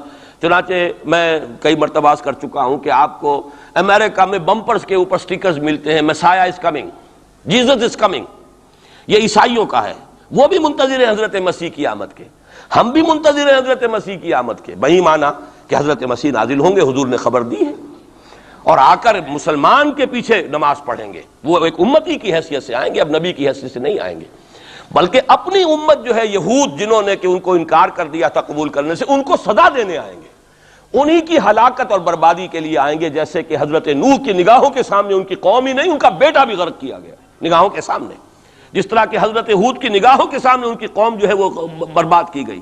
اسی طریقے سے اللہ کا یہ قانون رہا ہے کہ جس قوم کی طرف رسول بھیج دیا، اس قوم نے اگر رد کر دیا دعوت کو، اس قوم کو اسی رسول کے سامنے ہلاک کیا گیا، تاکہ نظر آ جائے کہ یہ تمہارے جو مجرم ہیں یہ کیفر کردار کو پہنچ گئے۔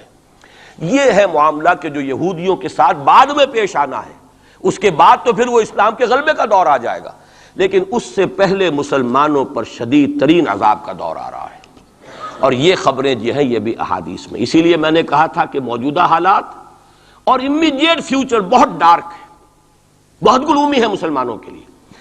البتہ مسلمانوں میں اور مسلمانوں میں ایک فرق ہے، یہ اس کو نوٹ، یہ میں ساری باتیں جو کہہ رہا ہوں محکمات قرآنی کی بنیاد پر کہہ رہا ہوں۔ میرا تو بہرحال جو بھی اب زندگی گزری ہے قرآن مجید کے پڑھنے پڑھانے میں گزری ہے، اسی پر سوچ بچار ہے، گفتگو میری ہے تو قرآن کے حوالے سے الحمدللہ، دعوت ہے تو قرآن کی ہے، تو میں جو کچھ کہہ رہا ہوں، لیکن اب ہر چیز کے لیے تفاصیل سے اور تفصیل کے ساتھ دلائل بیان کرنے کا یہ وقت نہیں ہے، مختلف مواقع پر میں اس کے لیے دلائل دیتا رہا ہوں۔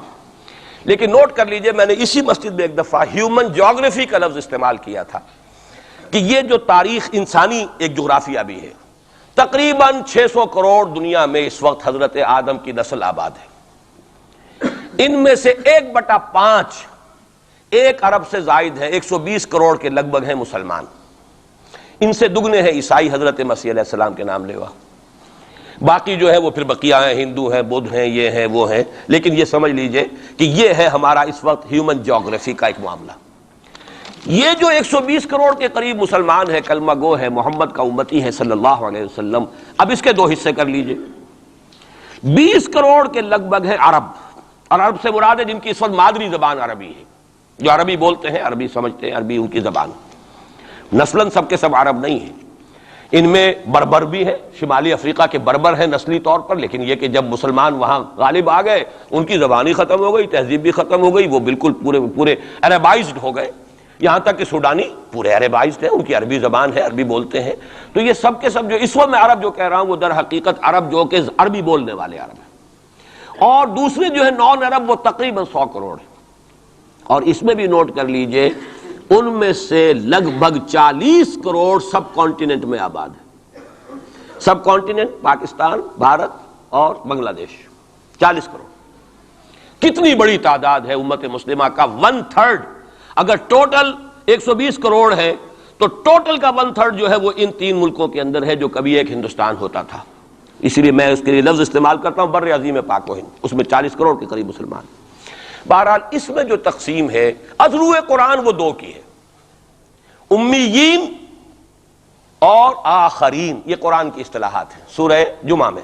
هو الذی بعث فی الامیین رسولا منہم، ایک امیین ہیں جن میں سے خود حضور تھے، عرب، آپ کی زبان عربی، اور انہی کی زبان میں قرآن نازل ہوا۔ نوع انسان را پیام آخری حاملہ رحمت للعالمین، وَكَذَلِكَ أَنزَلْنَاهُ قُرْآنًا عَرَبِيًّا لَعَلَّكُمْ تَعْقِلُونَ، لَعَلَّكُمْ تَعْقِلُونَ میں تو مخاطب نہیں ہوں، میری زبان تو عربی نہیں ہے۔ لَعَلَّكُمْ تَعْقِلُونَ میں کون مخاطب ہے؟ وہ جن کی زبان عربی ہے۔ ان لوگوں کو اللہ نے رتبہ زیادہ دیا، فضیلت دی، اس سے بڑی فضیلت کیا ہوگی؟ حضور انہی میں سے ہیں صلی اللہ علیہ وسلم۔ منہم هو الذی بعث فی الامیین رسولا منہم، انہی میں سے۔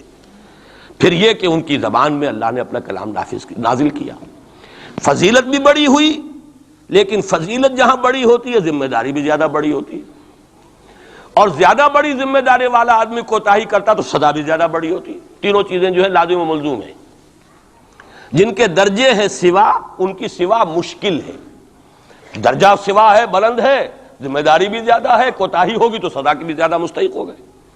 اس کا مصداق ہے عالم عرب، خاص طور پر وہ جو اصل عرب ہے پرانے، لیکن طبعاً چاہے وہ غیر عرب تھے لیکن عربی زبان اب ان کی مادری زبان ہو چکی ہے، وہ بھی اس میں شامل ہو گئے۔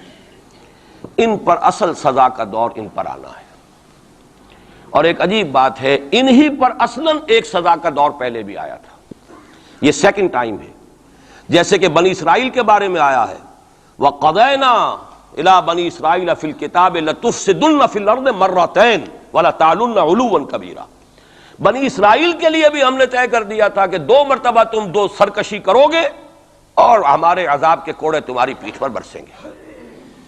یہی معاملہ بنی اسماعیل کا ہے۔ پہلا دور ان پر آیا تھا کب؟ آج سے 750 برس قبل، کروڑوں قتل کروائے تاتاریوں کے ہاتھوں، ان کی حکومت ختم، آخری خلیفہ بنی عباس اس کو نکال کر محل سے اور جانور کی ایک کھال کے اندر لپیٹ کر، اور تاتاریوں نے اپنے گھوڑوں کے سموں تلے کچل دی، خاتمہ۔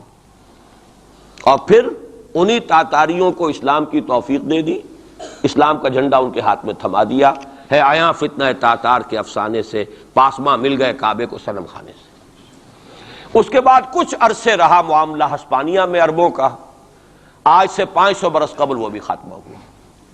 تو عربوں پر ایک دور تو وہ آ چکا، لیکن وہ دور ایکسٹرمینیشن کا نہیں تھا، وہ دور کاہے کا تھا؟ معزول کر دیے گئے، امت کی جو قیادت تھی وہ غیر عرب کو منتقل ہو گئی۔ ترک کون تھے؟ غیر عرب۔ ترکوں ہی کے اندر سے یہ 4 جو ہے یہ سٹاکس نکلے ہیں، ایک سٹاک ایک ہے، 4 اس میں سے آپ کہہ لیجئے کہ مختلف اس کی شاخیں ہیں۔ ترکان تیموری ہندوستان میں آ گئے، ترکان صفوی ایران میں آ گئے، ترکان سلجوقی مڈل ایسٹ میں رہے بہت عرصے تک، اور پھر ترکان عثمانی کا تو کہنا ہی کیا ہے، وہ تو گویا کہ جو وہ رومن امپائر تھی اس کا جانشین جو بنا ہے، وہ در حقیقت اس کے بعد وہ تو آل عثمان کی حکومت ہے۔ ترکان عثمانی، یہ عثمان حضرت عثمان نہیں ہے رضی اللہ تعالیٰ عنہ، یہ ایک تاتاری سردار ہے عثمان، جن کی اولاد ہے جس کو آپ آٹومان ٹرکس کہتے ہیں، اور یہ پھر سلطنت جو ہے آٹومان گریٹ آٹومان کنگڈم جو کہ اب ختم ہوئی ہے اس صدی میں، پہلی یہ جو صدی ہے اس کی ابتدا میں پہلی جنگ عظیم کے بعد اس کا خاتمہ ہوا ہے، اس کا بس صرف ایک سمجھیے کہ نشان ترکی کی شکل میں رہ گیا ہے، باقی وہ گریٹ امپائر جو تھی ختم ہوئی۔ اسی کے ریمیننٹس بوسنیا میں بیٹھے ہوئے جن کے اوپر اس وقت ظلم ہو رہا ہے، انہی کے جارجیا میں بیٹھے ہوئے، جارجینز تو ہیں بھی اصل میں ٹرک، نسلاً ٹرک ہیں، بوسنینز جو ہے ٹرکس نہیں ہیں، لیکن یہ اسی زمانے میں اسلام لائے تھے جبکہ یہاں پر آل عثمان کی حکومت قائم ہوئی تھی اور پورا مشرقی یورپ جو ہے وہ ترکان عثمانی کے زیر نگین تھا۔ بہرحال یہ ایک سزا کا دور جو ہے وہ تو آ چکا، دوسری سزا اور سختر سزا کا دور اب آ رہا ہے۔ اس کا آغاز گلف وار سے ہو چکا ہے۔ جیسا کہ میں نے عرض کیا، ٹائم ٹیبل کوئی نہیں دیا جا سکتا، خبریں موجود ہیں، اس کے بعد یہ ہونا ہے، یہ ہونا ہے، یہ ہونا ہے، اور 8 اقساط میں ہم ندائے خلافت میں وہ مضمون شائع کر چکے ہیں، جس میں احادیث میں زیادہ تر سنن ابی داؤد کی روایات ہیں، بڑی تفصیل موجود ہے، اور یہ ہے مجھے بھی پسند نہیں، آپ کو بھی پسند نہیں، اور پسند نہ ہونے کی وجہ سے زبان پر ہم نہیں لاتے، اسی وجہ سے لوگ جو ہے ناواقف ہیں۔ یہ سارے ممالک حدیث میں موجود ہے کہ مسلمانوں کے ہاتھوں سے نکل جائیں گے، جنہیں یہودی گریٹر اسرائیل میں شامل کرتے ہیں۔ شام سارا، عراق سارا، مصر کا ڈیلٹا جتنا علاقہ زرخیز ہے اس کا جو بھی اچھا علاقہ ہے سارا، شمالی حجاز کا علاقہ سارا، یہاں تک کہ حدیث میں تو آتا ہے کہ مدینے کے دروازوں تک پہنچ جائیں گے لیکن مدینے میں داخل نہیں ہو سکیں گے، اللہ تعالیٰ خصوصی حفاظت فرمائے گا۔ لیکن یہ کہ مدینے کے دروازے، اب مدینے سے اوپر کتنا حجاز کا علاقہ ہے، عرب کا، سعودی عرب کا، ترکی کا بھی مشرقی علاقہ جو ہے، یہ سارا موجود ہے، احادیث کے اندر موجود ہے۔ تو یہ بڑی تلخ بھٹی آنے والی ہے۔ لیکن دوسری بات جو میں عرض کرتا رہا ہوں، اب اس کے حوالے سے آئیے اس روح عرضی پر، اچھا یہ بات بھی سامنے رکھ لیجئے، یہ کیوں ہے سزا؟ سزا اس لیے ہے کہ ہم نے اسلام سے بے وفائی کی، سیدھی بات ہے۔ اللہ کو تو نہ ہم سے کوئی دشمنی ہے، نہ ہمارے دشمنوں سے کوئی اس کی دوستی ہے، معاذ اللہ ثم معاذ اللہ، اس کی دوستی کہاں، کفار سے کہاں ہوگی؟ نبوکدنضر کے ہاتھوں بنی اسرائیل کو پٹوایا تھا اگر، تو کیا نبوکدنضر سے دوستی تھی اللہ کی؟ اور کیا اسرائیلیوں سے اور یہودیوں سے کوئی دشمنی تھی؟ ان کو تو غرہ یہ تھا کہ نحن ابناء اللہ واحباؤہ، ہم تو اللہ کے بیٹوں کے مانند ہیں، ہمیں تو آگ بھی نہیں چھو سکتی، لن تمسنا النار الا ایاما معدودات، آئے گی بھی تو چند دن کے لیے چھوئے گی، ہمیں فوراً نکال لے گا اللہ، ہم تو اس کے بیٹوں کے مانند ہیں، چہیتے ہیں، ابراہیم کی نسل سے ہیں، ہم سب محمد کی نسل سے نہیں ہیں صلی اللہ علیہ وسلم۔ وہ تو صرف سادات جو بھی ہیں، سچے سادات ہیں یا بنے ہوئے سادات ہیں، وہی دعویٰ کر سکتے ہیں نا کہ وہ حضور کی نسل، اور وہ بھی نسل کیا ہے، حضور کی تو نہیں ہے، وہ تو حضرت علی کی نسل ہے، نسل بیٹی سے تو چلتی نہیں ہے، وہ تو بیٹے سے ہی چلتی ہے۔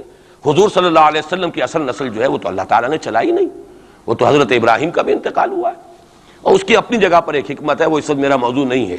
تو ہم تو نسل نہیں ہے محمد کی صلی اللہ علیہ وسلم، کم سے کم میں تو نہیں ہوں اسی، لیکن وہ یہودی تو کہتے ہیں ہم ابراہیم کی نسل ہیں سب کے سب، تو انہیں تو یہ غرہ ہونا جو ہے، یعنی معلوم ہوتا ہے کہ وزن ہے ان کی بات میں، نحن ابناء اللہ واحباؤہ، وہ ابراہیم جسے خلیل اللہ قرار دے رہا ہے اللہ تعالیٰ، میرا خلیل ہے، واتخذ اللہ ابراہیم خلیلا، جسے امام الناس قرار دے رہا ہے، انی جاعلک للناس اماما، جو ابو الانبیاء ہے، جس کی نسل میں سینکڑوں نبی آ گئے، اس کی جب ہم اس کی اولاد ہیں تو اللہ کے ہاں ہمارے ساتھ تو پریفرنشل ٹریٹمنٹ ہوگا۔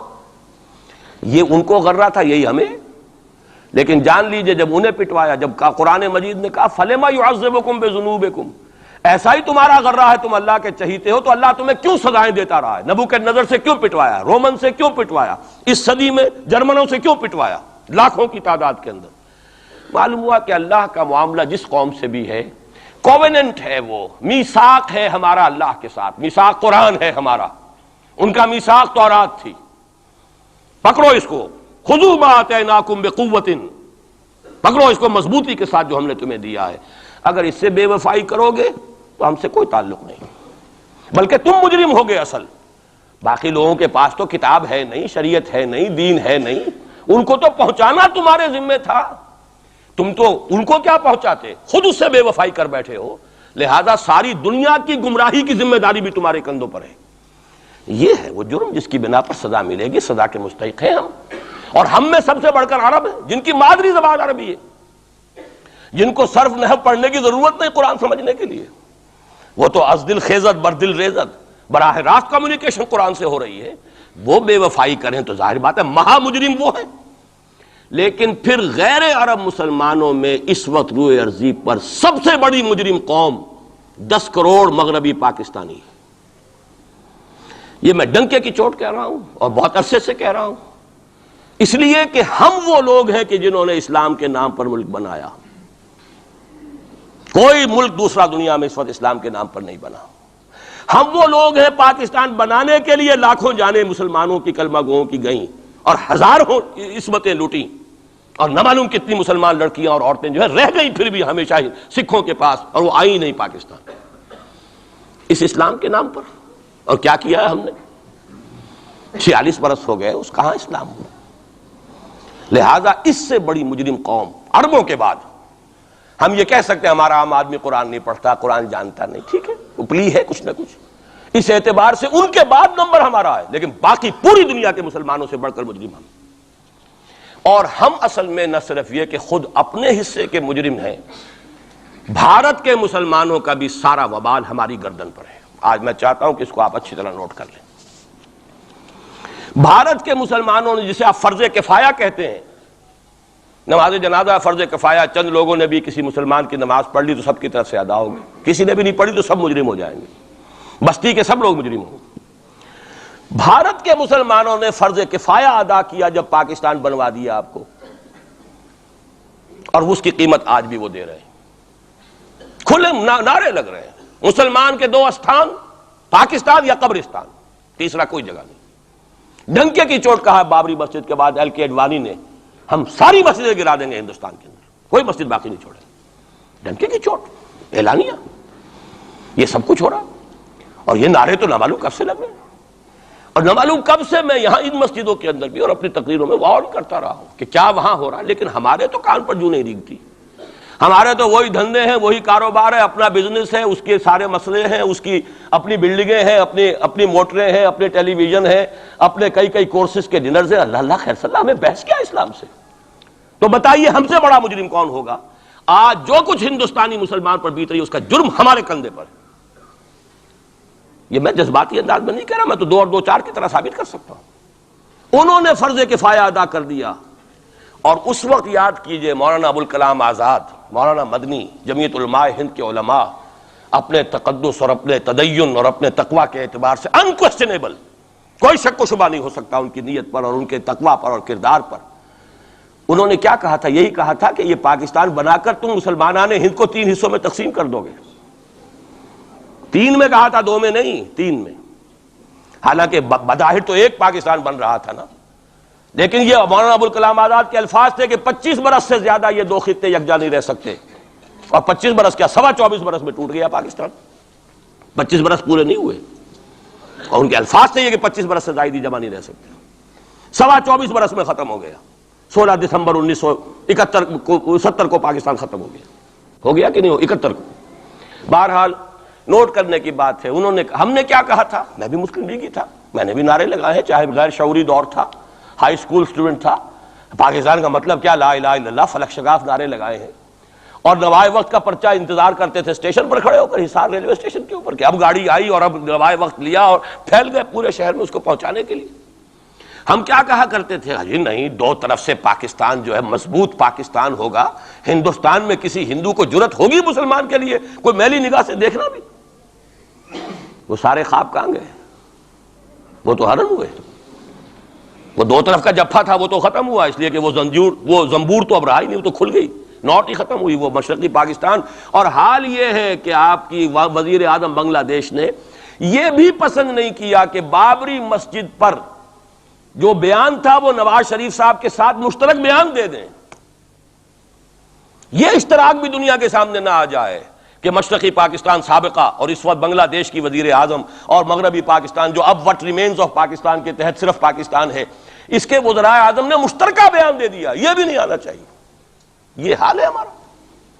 حالانکہ بات اپنی جگہ پر کوئی ایسی نہیں تھی، کوئی سیاسی نہیں، ایک مذہبی معاملے کے اوپر اظہار رائے کرنا تھا. انہوں نے کہا نہیں، آپ کے ساتھ مشترک بیان میں نہیں دوں گی، نہیں دیا اس نے. تو وہ جو تھا 2 طرف سے جفا وہ تو سن 71 میں کھل گیا. جو ہمارا حال ہے وہ تو ہونا ہی تھا. یہ ملک بنا اسلام کے نام پر، اس کا استحکام ہو سکتا تھا تو صرف اسلام کی بنیاد پر ہو سکتا تھا. اسلام سے غداری کی، لہذا یہاں تو اب قومیتیں ہیں، یہاں تو اب ایتھنک اور ریجنل اور نہ معلوم کس کس قسم کی اور لنگوسٹک جو ہے نیشنلٹیز ہیں، نیشنلزمز ہیں، وہ جو ایک امت ایک وقت میں بن گئی تھی، ایک قوم مسلم قوم ہندو کے مقابلے کے لیے، وہ تو ختم ہوئی۔ اور حال کیا ہو گیا ہے، اس سے پہلے بھی کبھی کبھی ہندو مسلم فسادات ہوتے تھے، کیا سندھ سے مسلمان نہیں پہنچ جاتا تھا وہاں ریلیف کے لیے؟ کیا پنجاب سے اور سرحد سے مسلمان نہیں جاتے تھے؟ بہار نہیں گئے تھے؟ کیا کانپور کی مسجد شہید ہوئی تھی 1915 میں تو پوری ہندوستان سے مسلمان نہیں پہنچ گئے؟ آپ کیا کر رہے ہیں؟ مندر گرا دیے، یہاں بڑی بہادری کا کام کیا، مندر گرا دیے، شرم سے ڈوب مرنے کا مقام ہے۔ یہاں بھی گویا کہ ہم اپنے عمل سے اسلام کی مخالفت کر رہے ہیں، اسلام تو اجازت نہیں دیتا۔ آپ کسی اور کے جرم کی سزا کسی اور شخص کو نہیں دے سکتے۔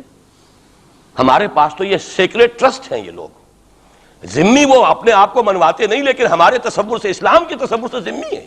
ان کی جان، مال، عزت، آبرو، ان کی عبادت گاہوں کی حفاظت کا ذمہ ہے ہمارا۔ ایک بڑی بہادری کی ہے، ذرا سوچئے تو صحیح کیا دنیا نے سوچا ہوگا، اور نتیجہ کیا نکلا؟ اگر کسی درجے میں بھی بابری مسجد کی شہادت پر کوئی دنیا میں کوئی رائے عامہ ہو سکتی تھی کوئی ہندوستان کے خلاف، ختم ہو گئی۔ جو انہوں نے کیا 10 گنا تم نے کر لیا۔ انہوں نے ایک مسجد گرائی ہے، تم نے اتنے 100 کہتے ہیں، پتہ نہیں، مجھے تو معلوم نہیں 100 گرائے کتنے گرائے ہیں، بہرحال جتنے مندر تھے تم نے گرا دیے۔ فرق کیا ہے؟ ایک کردار ہے تمہارا، ایک ہی تمہارا اخلاق ہے، ایک ہی تمہارا معیار ہے، کوئی فرق ہی نہیں۔ بلکہ وہاں تو کم سے کم یہ تو ہے، دنیا کی آنکھوں میں دھول ڈالنے کے لیے کم سے کم یہ کہ فورن منسٹری جو ہے اس نے ریزائن کیا، ہم نے مان لیا جی ہم نہیں کر سکے، ہم مجبور ہیں، حالانکہ سب ان کی اجازت سے ہوا ہے، بلکہ ان کی ملی بھگت سے ہوا ہے۔ لیکن یہ کہ کلیان سنگھ نے فوراً استعفیٰ دے دیا، منسٹری ختم۔ پھر وہ بھارت کی مرکزی حکومت نے اور بھی پارٹیز کو بھی بین کر دیا، اور اس کے بعد یہ ہے کہ انہوں نے حکومتیں بھی 3 اور صوبوں کی توڑ دی۔ وہ تو سرخرو ہو گئے پوری دنیا کی جو رائے عامہ ہے، ہم اس کے سوا کیا کر سکتے ہیں؟ ہمارا ایک دستور ہے، دستور میں جو بھی صوبائی حکومت ہوتی ہے اس کی اجازت کے بغیر ہم فوج بھیج نہیں سکتے۔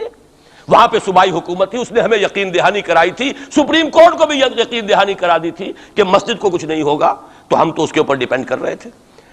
ہے سب جھوٹ، سب کو پتا تھا جو کچھ ہوگا، اندر خانے ملی بھگت تھی، لیکن یہ ہے کہ کم سے کم انہوں نے فیس سیونگ کے لیے ان کے پاس مواد موجود ہے، آپ کے پاس تو وہ بھی نہیں۔ آپ کے تو اخبارات نے لکھا ہے کہ کارپوریشنز کے ٹریکٹرز جو ہیں گئے ہیں گرانے کے لیے، اور وزراء جو ہیں، ایک وزیر کا نادر پرویز کا تو نام آیا ہے، اخبار میں خبر تھی، ہم نے بھی پڑھی تھی، فوٹو بھی دیکھا تھا کہ وہ خود ہاتھ میں پھاوڑا لے کر جو ہے وہ منظر گرانے کے لیے چلے۔ یہ جو صورتحال ہے جان لیجئے، اس وقت میں آپ کو بتانا چاہتا ہوں ہندوستان کے مسلمان پر تو جو قیامت بیت رہی ہے۔ میں نے اپنا ایک تاثر کچھ عرصے پہلے یہاں شد بیان کیا تھا، رہا ہے میرا تاثر، اور وہ ہے اصل میں وہ لاسٹ سپر جو ہے انجیل میں جس کا تذکرہ ہے حضرت مسیح علیہ السلام نے جو آخری کھانا رفع سماوی سے قبل کھایا ہے اس باغ میں جہاں روپوش تھے اپنے حواریین کے ساتھ۔ تو اس میں یہ الفاظ آئے ہیں، میں نہیں جانتا صحیح ہیں غلط ہیں، وہ ایک علیحدہ بات ہے، کہ آپ نے وہ روٹی توڑی اور کہا کھاؤ، eat and this is my flesh, یہ میرا گوشت ہے، کھاؤ۔ اور اس کو کہتے ہیں وائن، کوئی مشروب ہوگا جو بھی ہوگا، ڈالا کہ پیو، drink and this is my blood. میرا احساس ہمیشہ یہ رہا ہے، اس کے بعد کچھ ماند پڑ گیا، جب یہاں مسلمان نے یہاں مارا ہے اور کچلا ہے اور زندہ آگ میں جلایا، پھر بات ختم ہو گئی، میرے دل کے اوپر سے وہ احساس ختم ہو گیا۔ وہاں ہندو کے ہاتھوں جب مسلمان کے ساتھ یہ کچھ ہوتا تھا تو پھر جب میں کھانا کھاتا تھا محسوس کرتا تھا کہ میں ہندوستانی مسلمان کا گوشت کھا رہا ہوں اور ہندوستانی مسلمان کا خون پی رہا ہوں۔ یہ ہمیں عیش جو یہاں حاصل ہیں، جو آرام حاصل ہے، جو ہمیں یہاں پر سہولتیں حاصل ہیں، جو معاشی اس کی کاسٹ پر ہے۔ اس نے آپ کو یہ ملک لے کر دیا اور آج تک اس کی قیمت ادا کر رہا ہے، اور ہم جو ہے عیش کر رہے ہیں، گل چھرے اڑا رہے ہیں۔ یہاں جس کے پاس 2 پیسے ہو گئے برقع اتار کے اس نے پھینک دیا، کہ معلوم ہوتا ہے کہ یہ تو مفلسی کو چھپانے کا ذریعہ تھا۔ 4 پیسے ہوں، اچھے کپڑے پہنے ہوئے ہوں، میک اپ صحیح کیا ہوا ہو، تو پھر برقعے کی کیا ضرورت ہے؟ اور میں نے شاید سنا ہے آپ کو، مجھ سے تو چند لڑکیوں نے یہ الفاظ کہے باقاعدہ۔ میں جب پریکٹس کرتا تھا لاہور میں کرشن نگر میں، تو ایک گھرانے کی، اور مجھے معلوم ہوا کہ ان کے والد انتہائی نیک تہجد گزار، کئی لڑکیاں تھیں بہنیں، ایک ہی تقریباً عمر 200 سے 1.5 سال کی، کبھی وہ آتی تھی کلینک میں میرے تو برقعے سمیت، کبھی آ رہے ہیں تو بغیر برقعے کے۔ تو میں نے پوچھا یہ کیا تماشا ہے آپ لوگوں کا، کبھی بغیر برقعے کے کبھی برقعے سمیت۔ صاف جواب دیا، میں ان کے الفاظ کوٹ اینڈ کوٹ میں ان کے الفاظ کوٹ کر رہا ہوں، ڈاکٹر صاحب جب ہمیں کوئی میک اپ کرنے کا، کپڑے بدلنے کا موقع نہیں ملتا تو ہم برقع پہن لیتے ہیں، اور جب ہمیں موقع ملتا پھر ہم برقع کائے کو پہن۔ تو گویا کہ اس کو چھپانے کا ذریعہ برقع ہے کہ کپڑے میلے ہیں، میک اپ نہیں کیا تو لہذا برقع پہن لیا جائے۔ یہ ہے حال پاکستان میں اسلام کا جو ہم نے بنایا ہے۔ تو میں جو کچھ دیکھ رہا ہوں وہ یہ ہے کہ ہندوستان میں تو قیامت، اب وہاں جو آفیشیل فگرز ہیں 1000 1200 کتنے ہیں، لیکن کم سے کم 10,000 آدمی، اور اب یہ چین ہے فسادات کی۔ کل کے اخبار میں احمد آباد کی تھی، کبھی کہیں ہے کبھی کہیں ہے، اور واقعہ یہ ہے کہ تبصرے یہ ہو رہے ہیں کہ ہندو فنڈامنٹلزم از آن دی رائز۔ یہ جو کچھ ہوا ہے، جتنا بھی اس کے اندر ان کو گرایا گیا ہے، ان کی حکومتیں گرائی گئی ہیں، اس سے انہیں تقویت حاصل ہو رہی ہے۔ They are getting stronger and stronger. Congress کے لیے اب اپنی جو ہے جان بچانی مشکل ہے، اور اس وقت سب سے بڑا ان کے لیے جو ہو گیا وہ یہ ہے کہ وہ کمیونسٹوں کی سپورٹ کے بغیر چل نہیں سکتے، اور کمیونسٹ جو ہے وہ ان کی جو اس وقت وہ امریکہ کے زیر اثر جو اپنی اکنامک پالیسیز چینج کر رہے ہیں اس کا ساتھ دینے کو تیار نہیں۔ تو یہ ڈائلیما ہے، جبکہ ادھر جو ہے وہ بالکل جو ہندو ذہن ہے وہاں کا ریوائولسٹ ذہن وہ پوری طریقے سے قائم۔ تو اب اس وقت میں اس کے حوالے سے عرض کر رہا ہوں کہ ہندوستان اور پھر پاکستان کو علیحدہ نہ سمجھیے، اس لیے کہ ہندوستان کو اگر انہوں نے مسلمانوں سے یا اسلام سے خالی کرا لیا تو پھر ان کے بعد ان کا ٹارگٹ جو ہے پاکستان تو ہے ہی ہے، ہم تو ان کے ٹارگٹ نمبر 1 ہیں۔ ذہناً انہوں نے کبھی پاکستان کو تسلیم نہیں کیا، اور ہمارا اب ساتھی ہے کون؟ اللہ پر تو نہ یقین نہ اس سے ہمارا تعلق، جو معاملہ نہ دارت سخن آشنا نہ باشد۔ اللہ سے تعلق کیا ہے ہمارا؟ اللہ سے کون سی دوستی ہے؟ اللہ کیوں ساتھ دے ہمارا؟ ہم تو مجرم ہیں نمبر 1 اس کے، اور باقی دنیا میں جن پر سہارا تھا، جن پہ تکیہ تھا، وہی پتے ہوا دینے لگے۔ وہ تو بالکل امریکہ کی پالیسی معلوم ہوتی ہے کہ ہمیں تو ہاتھ پاؤں باندھ کر جیسے ہندو کے سامنے ڈال دیا جائے۔ کبھی وہ ٹیررسٹ اسٹیٹ قرار دینے کی دھمکی آ جاتی ہے، فیلرز کی شکل میں آ جاتی ہے۔ یہ فیلرز دیے جاتے ہیں اس لیے تاکہ بات پہنچ جائے۔ اگر صرف بات اس طریقے سے انڈائریکٹلی پہنچنے سے مطلوبہ مقصد حاصل ہو جائے تو خام خواہ براہ راست کہنے کی ضرورت کیا ہے؟ وہ مطلب تو حاصل ہو۔ سب نے سجدہ سہو کیا ہوا ہے، ہمارے ہاں ہر ادارہ سجدہ سہو کر چکا امریکہ کے سامنے، ٹوٹل سرنڈر۔ اور یہ بات جو قاضی حسین احمد صاحب کہہ رہے ہیں 100% درست کہہ رہے ہیں، 100% درست کہہ رہے ہیں۔ ٹوٹل سرنڈر، چاہے وہ بے نظیر ہو، چاہے وہ نواز شریف ہو، اور چاہے وہ کوئی اور ادارہ ہو آپ کا جو یہاں پہ قوت کا اصل سرچشمہ ہے اور منبع ہے، سب کے سب 100% جو ہے اس کے سامنے سجدہ کر چکے ہیں۔ یہی وجہ ہے کہ وہ بے نظیر کا ساتھ نہیں دے رہے۔ بے نظیر کا ساتھ کائے کو دے؟ اگر نواز شریف ان سے بڑھ کر، ہم بھی ہیں دربار کے، اگر یہ کہنے کے لیے وہ ان سے بڑھ کر تیار ہو تو اسے کیا ضرورت پڑی ہے؟ اس کی کون سی کوئی رشتہ داری ہے بے نظیر کے ساتھ یا کسی اور کے ساتھ؟ ہاں، اگر نواز شریف کہیں کسی جگہ پر بھی کوئی اپنے پاؤں کو گھسیٹتا، ڈریگ کرتا ہے اپنے فیٹ کو، کہیں کوئی رکاوٹ ڈالتا، پھر ٹھیک ہے، پھر اس کو آلٹرنیٹ لانے کے لیے تو کوئی ہے نہ کوئی سوال۔ لیکن جب وہ ان سے بڑھ کر نیاز مند ہوں، ان سے زیادہ بڑھ کر سجدہ کرنے کو تیار ہوں، ان سے بڑھ کر کہیں ہم شریعت کورٹ ہی کو اٹھا کے پھینک دیں گے اگر سود کا معاملہ جو ہے شریعت کورٹ کے حوالے سے ہمارے لیے مصیبت بنا، سود تو دیں گے، چلے گا، لائیے، خدا کے لیے لائیے، پیسہ لے کے آئیے، ہمارے ملک میں آئیے، پیسہ لگائیے۔ اور یہ سود وود کا یہ کوئی مولوی لوگ ہیں پاگل جو کہتے ہیں کہ یہ کوئی حرام ہے، اور کوئی پاگل ہمارے شاید وہ کورٹ والے بیٹھے ہوئے تھے جنہوں نے اسے کہہ دیا کہ بینک انٹرسٹ بھی جو ہے ربا ہے۔ باقی آپ ہم سے کوئی ڈر نہ رکھیے، میرے اسلام کو اب قصہ ماضی سمجھو، ہنس کے وہ مس بولی کہ پھر مجھ کو بھی راضی سمجھو۔ سیدھی بات ہے، جھگڑا تو اسلام سے تمہارے سے تو نہیں، نہ بے نظیر سے جھگڑا ہے اور نہ نواز شریف سے جھگڑا ہے، جھگڑا اسلام سے۔ اس حوالے سے بہت برا وقت آ رہا ہے، اور اس میں ایک پہلو میں اور چاہتا ہوں کہ آپ حضرات کے سامنے بیان کر دوں۔ پوری دنیا میں تو فنڈامنٹلسٹ مشہور ہو گیا مسلمان، پوری دنیا کا ذرائع ابلاغ لگے ہوئے ہیں۔ اصل فنڈامنٹلزم جو ہے، بلکہ 2 باتیں عرض کر دوں، ریشزم پوری دنیا میں بدنام، گالی، اور اصل ریشسٹ ملک اسرائیل، اسے کوئی کچھ نہیں کہتا، اس لیے کہ وہ مذہبی ریاست نہیں ہے، وہ تو بلکہ یہودیت ہے ہی نسلی مذہب۔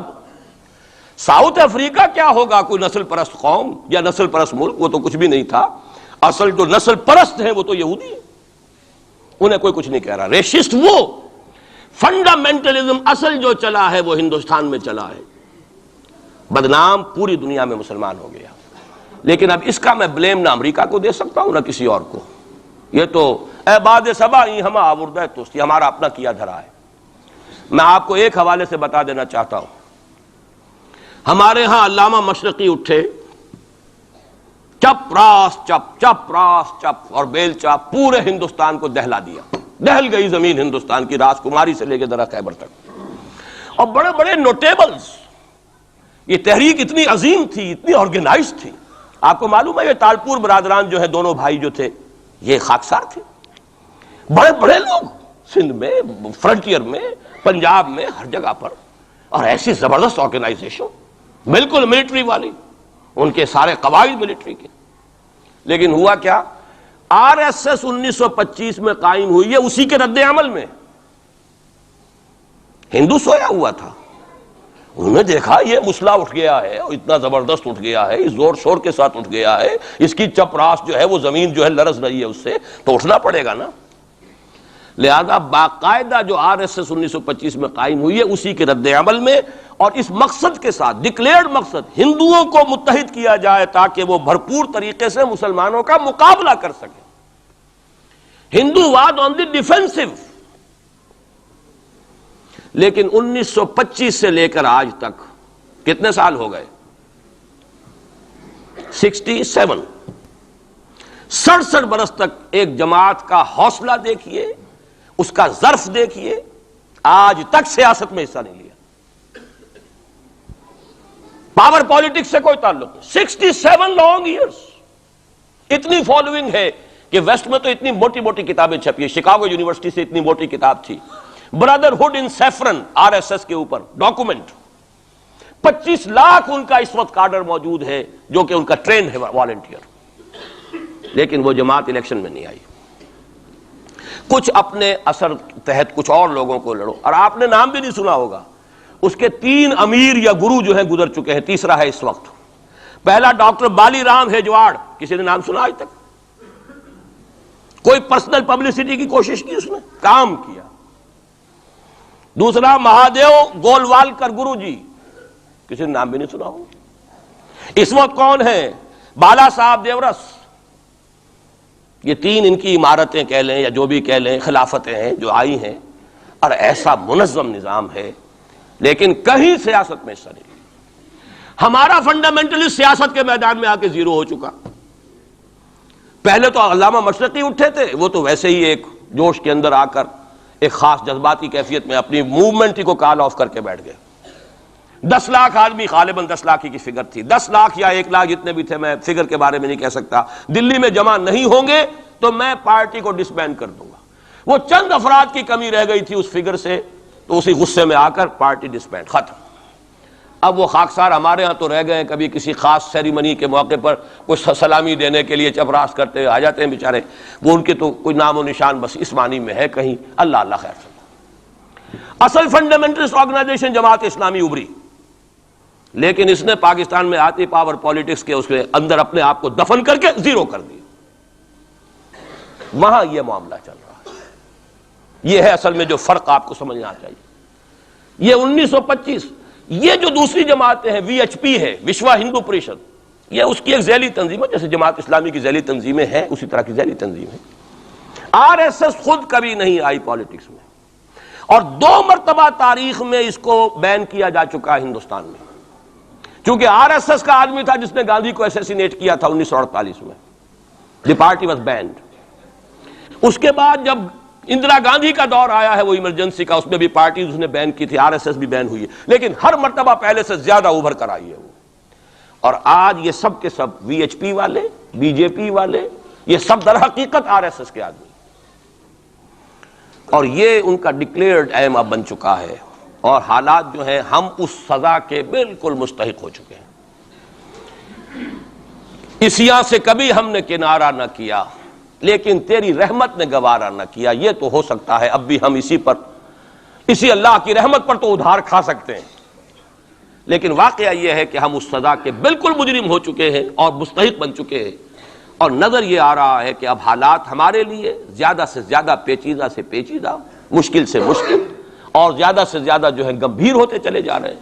بھارت میں ہندو فنڈامنٹلزم بڑی تیزی کے ساتھ ایک طوفانی شکل کے اندر آیا ہے، اور بھارت میں تو مسلمان تنظیم کوئی ہے ہی نہیں.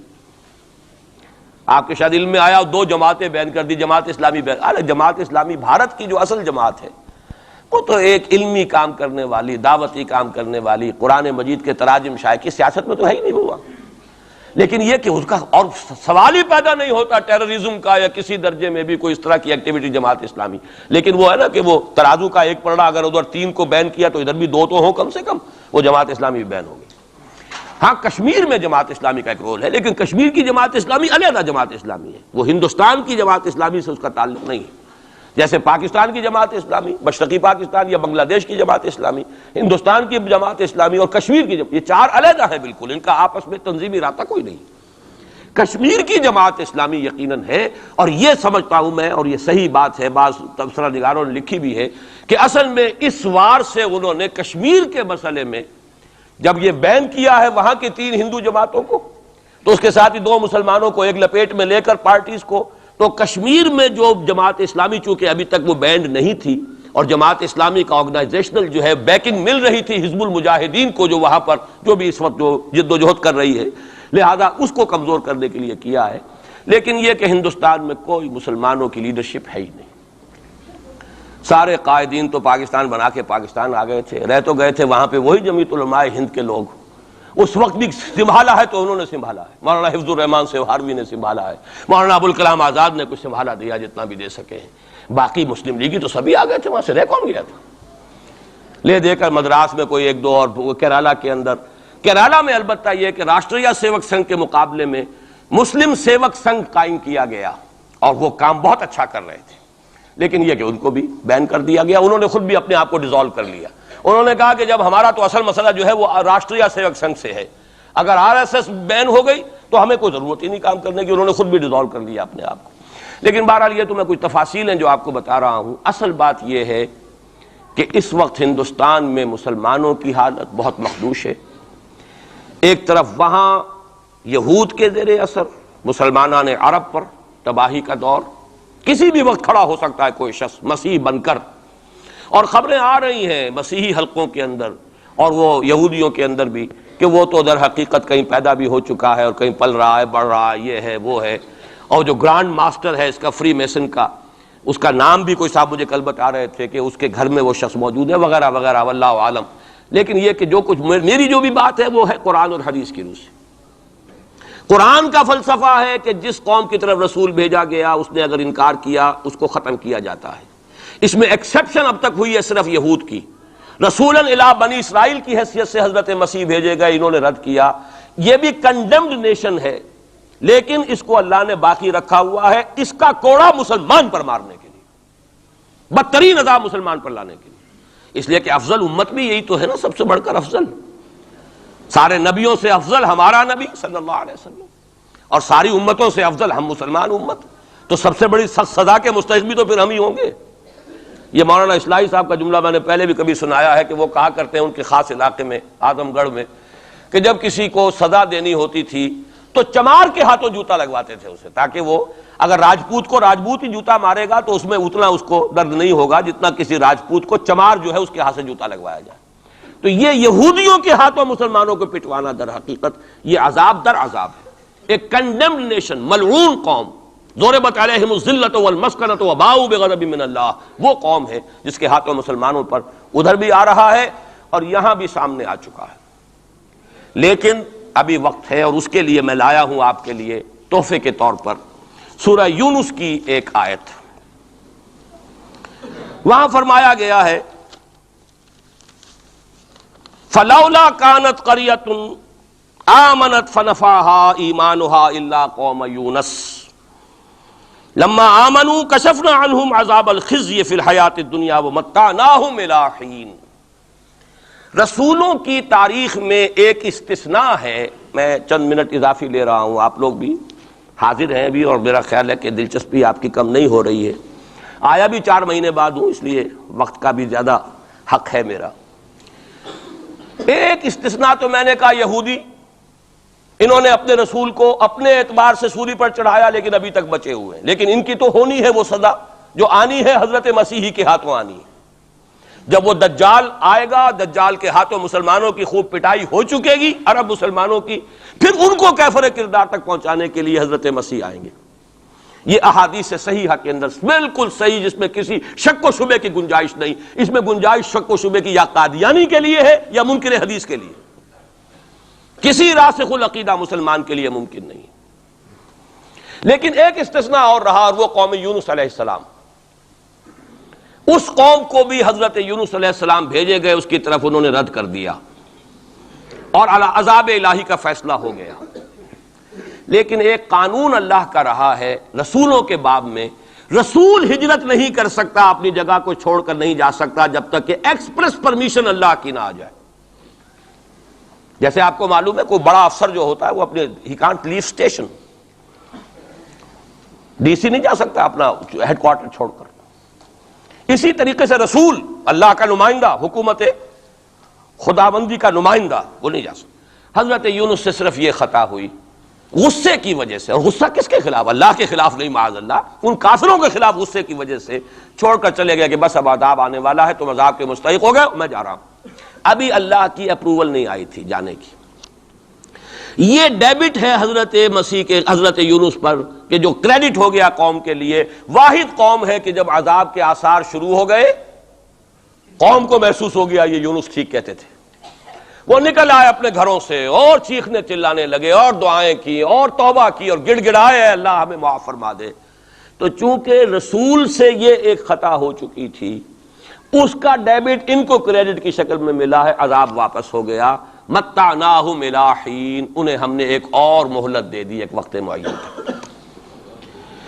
اس کا ابھی ہمارے پاس موقع ہے. میں جو کچھ عرض کر رہا ہوں وہ عذاب الہی اب سامنے ہے. اب بھی جسے نظر نہ آ رہا اس سے بڑھ کر اندھا کوئی نہیں ہے.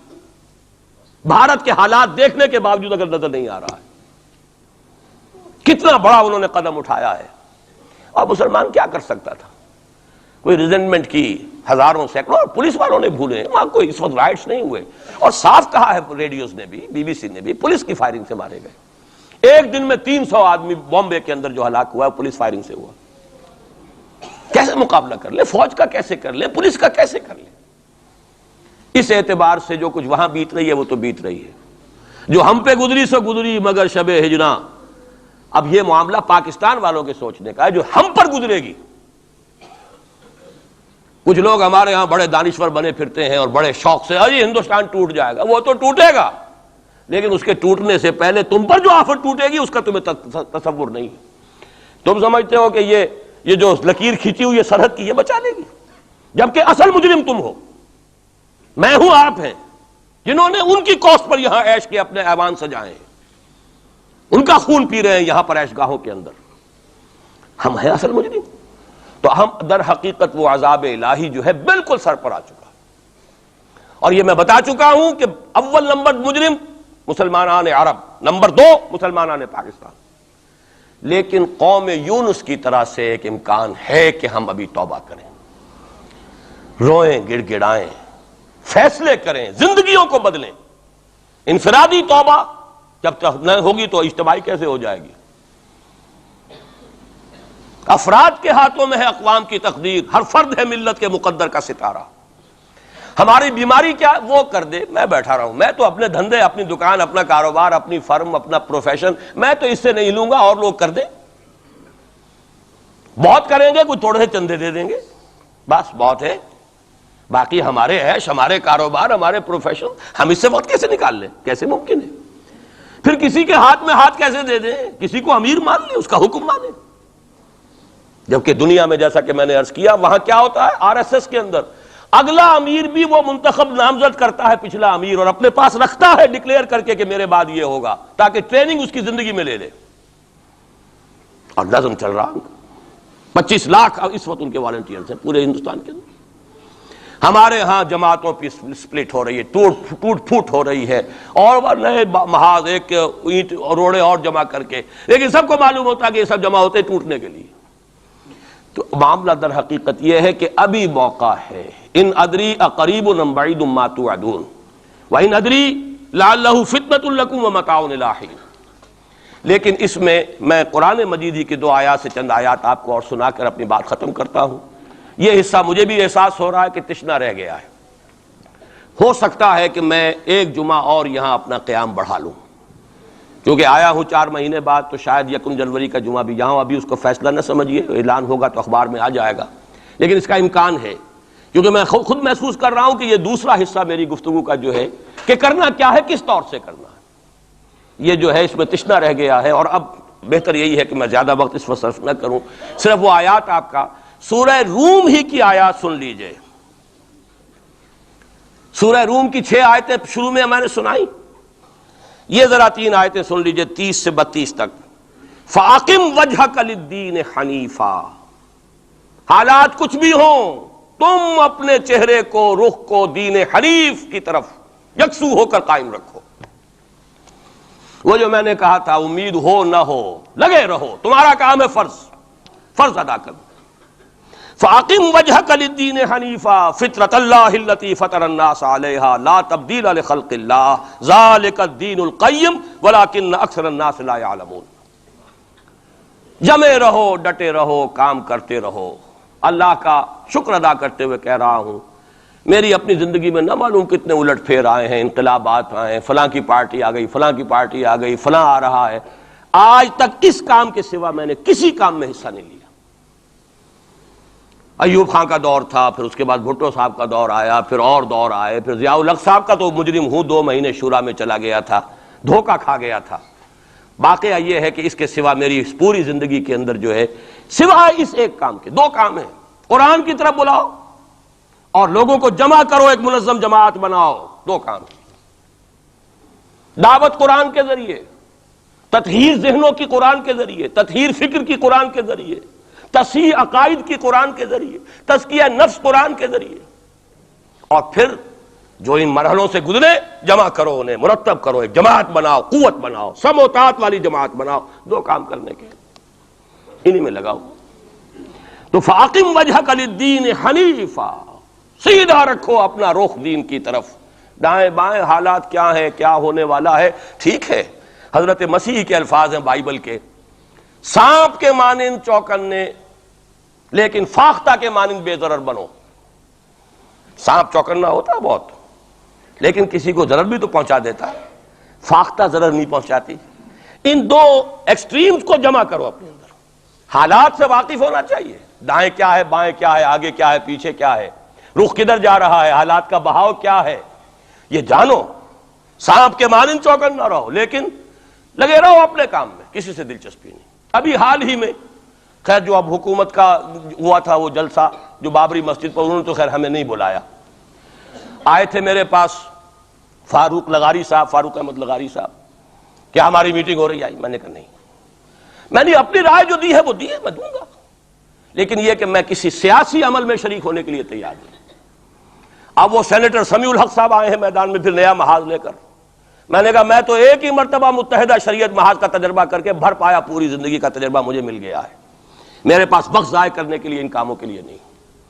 یہ محاذ جو ہے ان مل بے جوڑ لوگوں کو جمع کر لینا، اور پھر جو علیحدگیاں ہوتی ہیں اور الزامات ایک دوسرے پر لگتے ہیں، اس سے کیے دھرے کے اوپر پانی ہی نہیں پھرتا، وہ پچھلا بھی جو ہے ہفتے اعمال نہ معلوم کتنی دیر کا ہو جاتا ہے۔ تم نہیں آئے؟ وہ جو NDA کا ہوا تھا ایک کنونشن، ایک صاحب آئے تھے اس کے لیے بھی دعوت دینے کے لیے، انہوں نے پھر جب میں نے انکار کیا تو انہوں نے وعدہ لے لیا تھا کہ کم سے کم آپ میرا نام نہ بتائیے گا کہ بے عزتی ہوگی کہ میں گیا تھا، اور آپ نے مانا نہیں۔ نہ NDA کی کنونشن میں گیا، نہ میں PDA کی کنونشن میں گیا، نہ میں یہ ابھی جو ہوئی ہے کوئی علماء کی مفتی، یہ اپنے سینیٹر کیا نام ہے سمیع الحق صاحب، اس 2 کاموں کے سوا مجھے اپنا وقت کسی اور کام میں نہیں لگانا، سیاست میں جانا ہی نہیں، الیکشن کا رخ ہی نہیں کرنا، بلکہ یہ قرآن کے ذریعے سے دعوت۔ اسی لیے میں آیات سنا رہا ہوں، فَأَقِمْ وَجْهَكَ لِلدِّينِ الْحَنِيفَ فِطْرَةَ اللَّهِ الَّتِي فَطَرَ النَّاسَ عَلَيْهَا، اور آگے فرمایا منیبین الیہ، اپنا رخ اسی کی طرف رکھتے ہوئے، واتقوہ، تقوی اختیار کرو، واقیموا الصلاۃ ولا تکونوا من المشرکین، نماز قائم رکھو اور دیکھو مشرکوں میں سے نہ ہونا، شرک کی آلائش سے اپنے آپ کو پاک کرتے رہو، دھوتے رہو اور دھو، شرک کی کوئی آمیزش نہ رہے۔ اور دوسرا کام یہ سورہ سجدہ کی آیات ہیں، وَمَنْ أَظْلَمُ مِمَّنْ ذُكِّرَ بِآيَاتِ رَبِّهِ ثُمَّ أَعْرَضَ عَنْهَا إِنَّا مِنَ الْمُجْرِمِينَ مُنْتَقِمُونَ۔ یہ الفاظ بڑے سخت ہیں۔